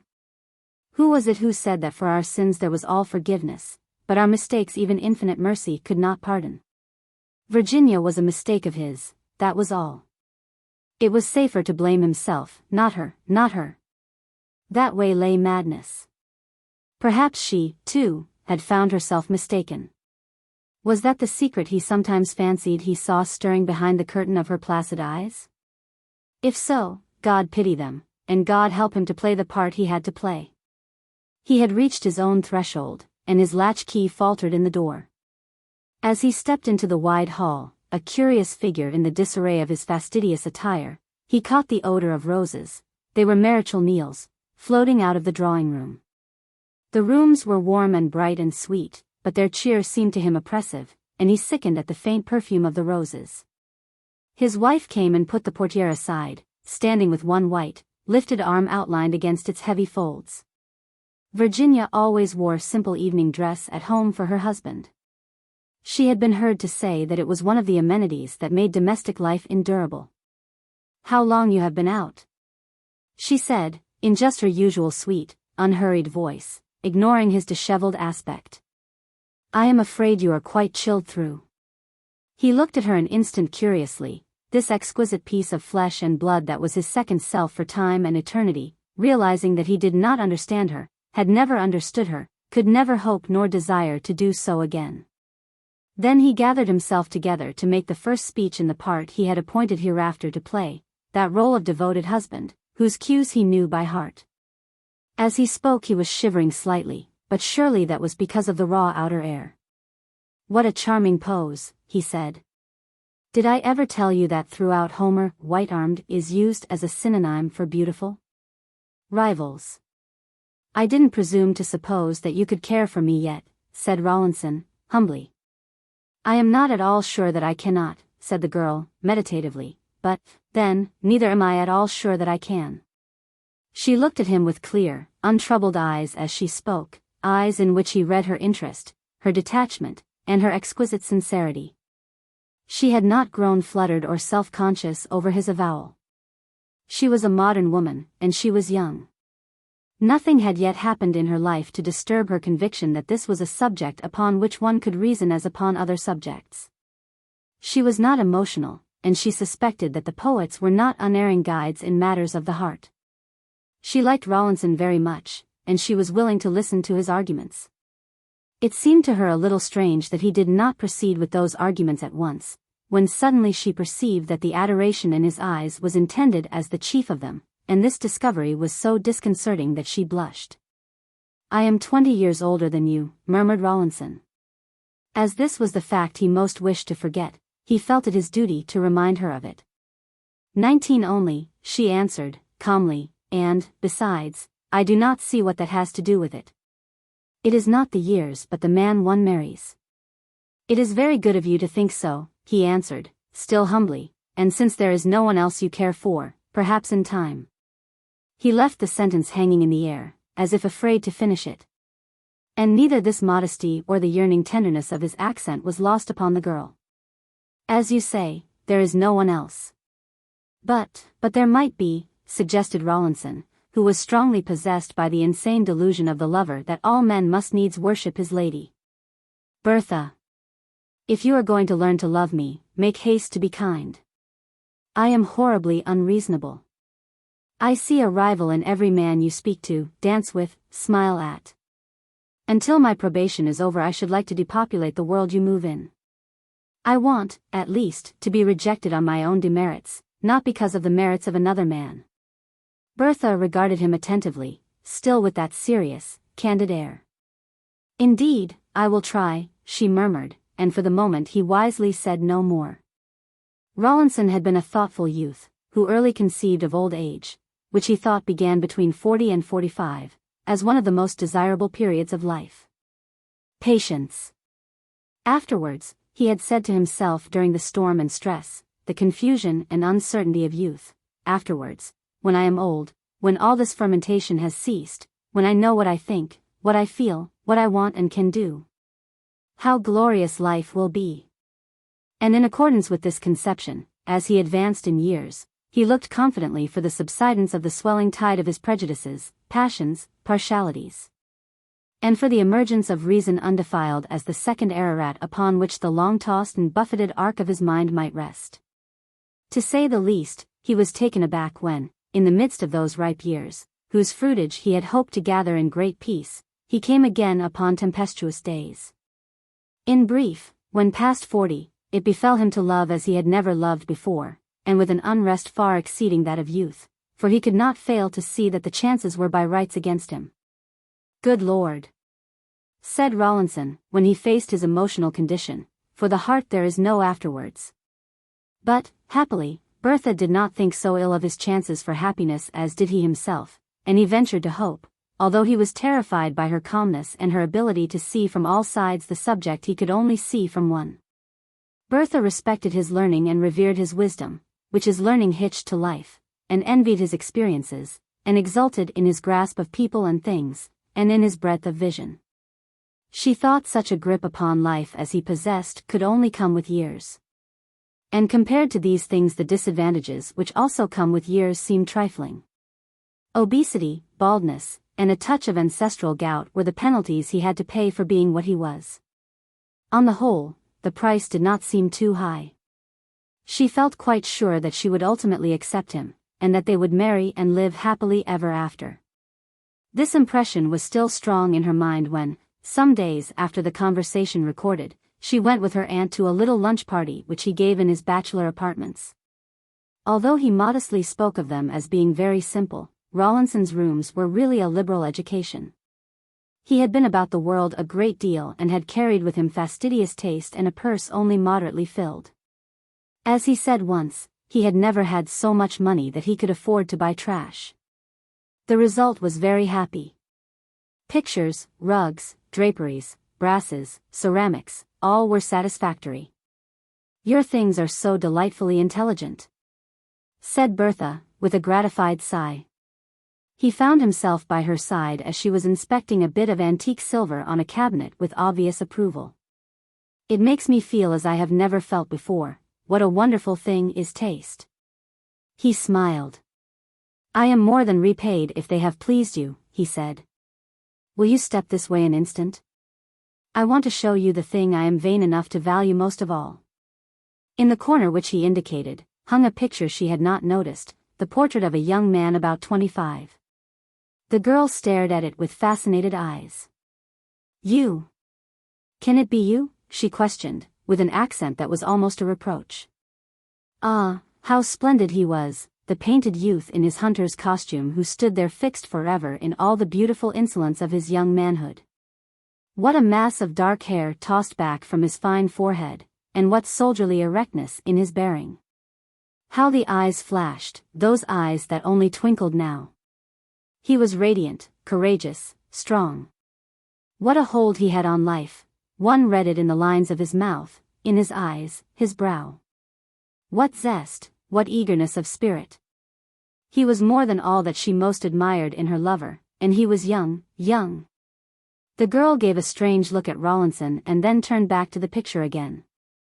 All fulfillment is pitiful compared with its prophecy, and in that moment she realized this. It was painted by my friend Van Anden, who died too early to achieve the fame he should have had, said Rawlinson. All that toggery I am wearing, which paints so effectively, was part of my outfit when I went to Africa with my cousin. It is very fine, said Bertha, with constraint, and then, with an unmistakably final movement, she turned away from it. Rawlinson felt a sudden, wretched pang. If she cared at all for him, would not she also exult in this fair presentment of his young years? After the luncheon had been served and before his guests had moved to go, he saw with a hopeful thrill that she had gone back to the picture and was standing before it again, intent and questioning. He went up to her. Bertha. Dearest. He said, beneath his breath. After all, you like it, then? She turned upon him sharply. It is wonderful, wonderful. But you should not have shown it to me. I do not understand. I thought I could have married you. Now I know that I never can.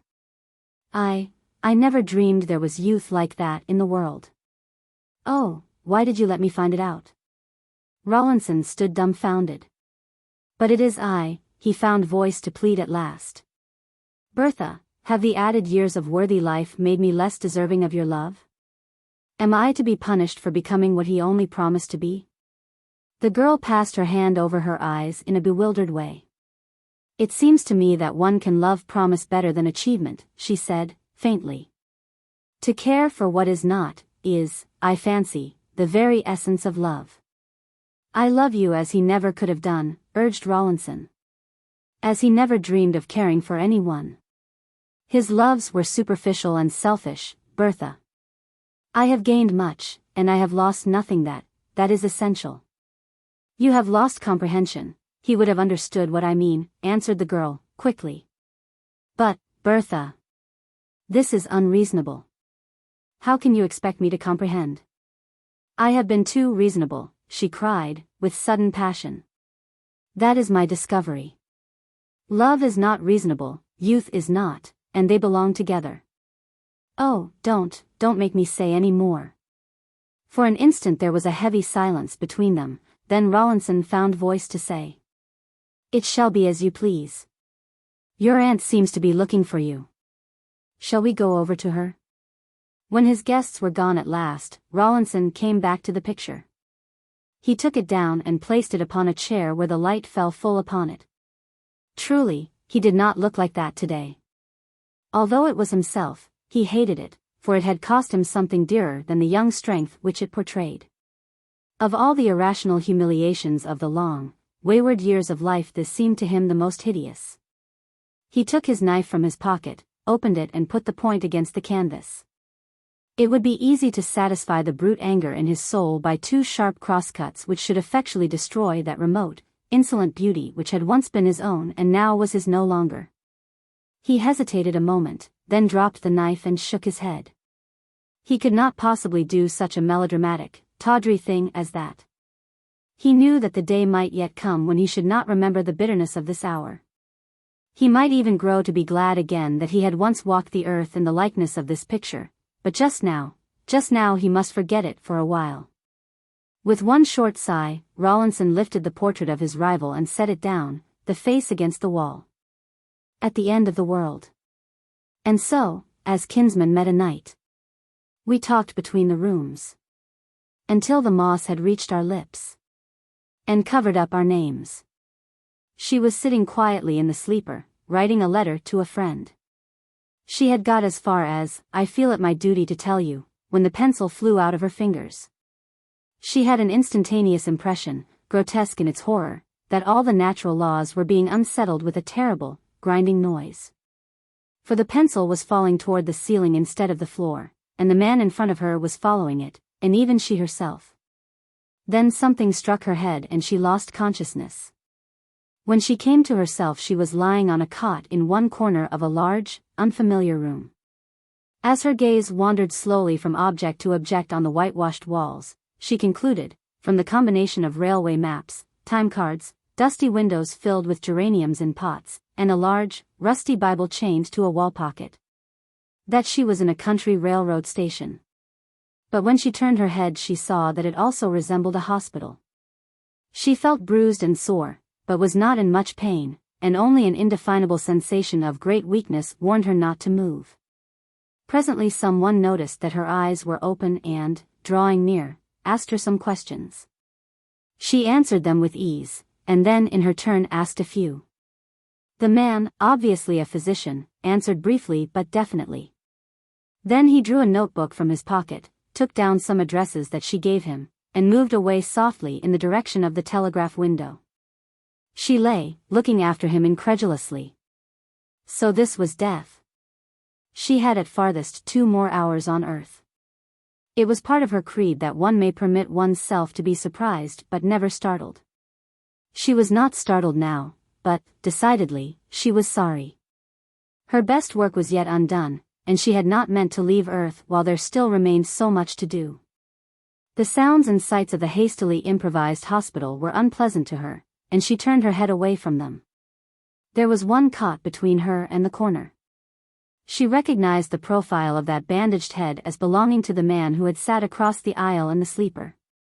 She had jotted down a description of him in her notebook, thinking she might use it some day. It ran: sallow skin, soft, brown hair, fine eyes, but an iron mouth with a devil-may-care expression. He has the get-up of a man who is too busy being prosperous to take time to be comfortable. His face, a singular combination of sensitiveness and stolidity, the latter leading. Neither hard enough for this world nor tender enough for the next.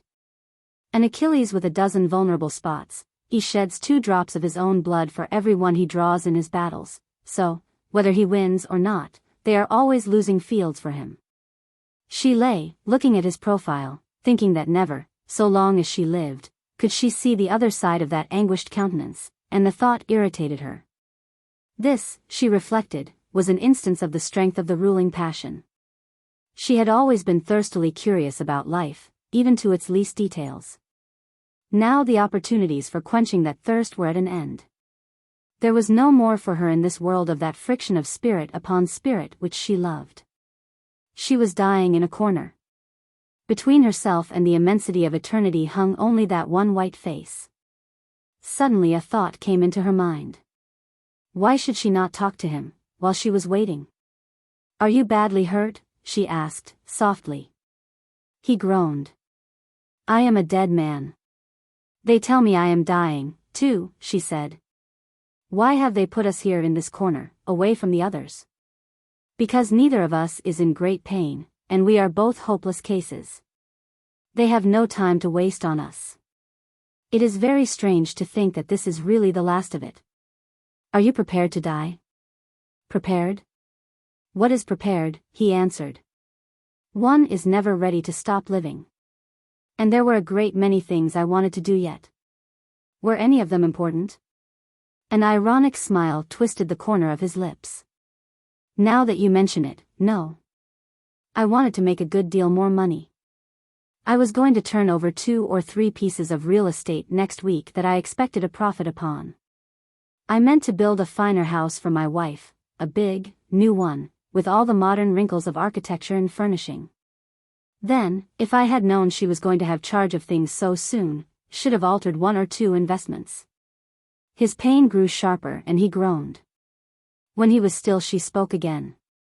If I had met you yesterday, I should have said that your interests in life were very much less fine and spiritual than my own. I wrote things that people praised.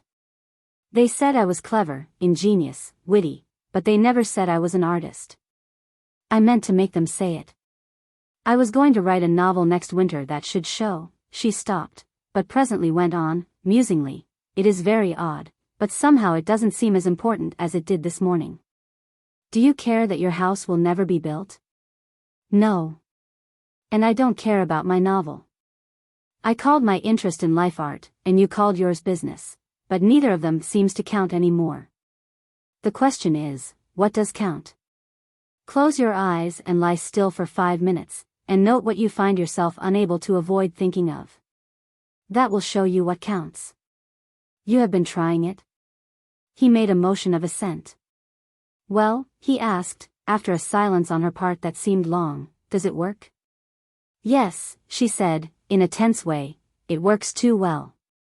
What did you see? Again the ironic smile twisted the visible corner of his mouth. Shall we exchange confidences, last confessions, and all that? I'd just as soon. Reticence isn't worth much now. Only, you begin. I saw, she said, slowly, my husband's eyes. I had forgotten how they looked when he found that I really meant to insist on a separation. He could not bear it, for he adored the ground I walked on. It was 5 years ago. I had no presentable reason for leaving him. He was so horribly good-natured that it used to irritate me. And I didn't care for the domestic life. It interfered with my work, although he had promised that it should not. I wanted to be free again. He let me have the child. He was very good about the whole business, painfully good, in fact. But it did hurt him cruelly. I have been very much happier since, but I don't suppose he has.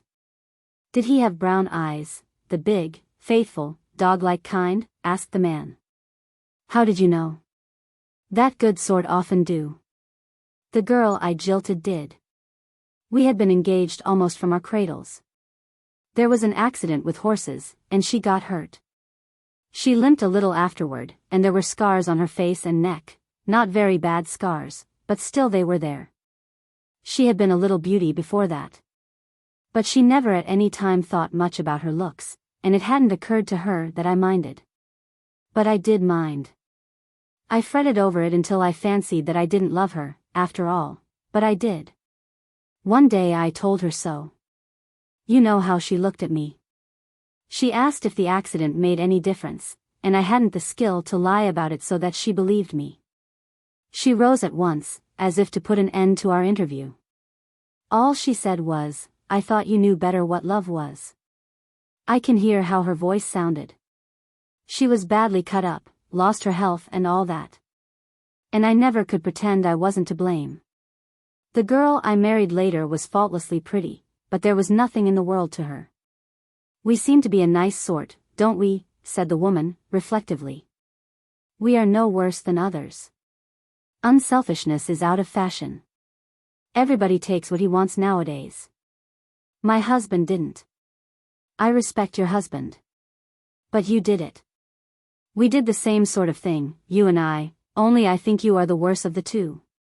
It is natural for a man to want a wife who isn't disfigured. It is natural for a clever woman to want to live unfettered. Perhaps. But I erred through the worser part of my nature, and you through the better. My revolt against unselfishness was physical, and yours intellectual. Therefore you fell farther than I, by as much as the mind is better than the body, don't you see? That is speciously put, but I doubt its truth. Both were silent for a space. I have it, she breathed suddenly, and her voice was stronger. For even in the clutches of death a new insight into the meaning of things had power to stimulate her whole being. It is this way. Our error was the same. We both betrayed their trust in us.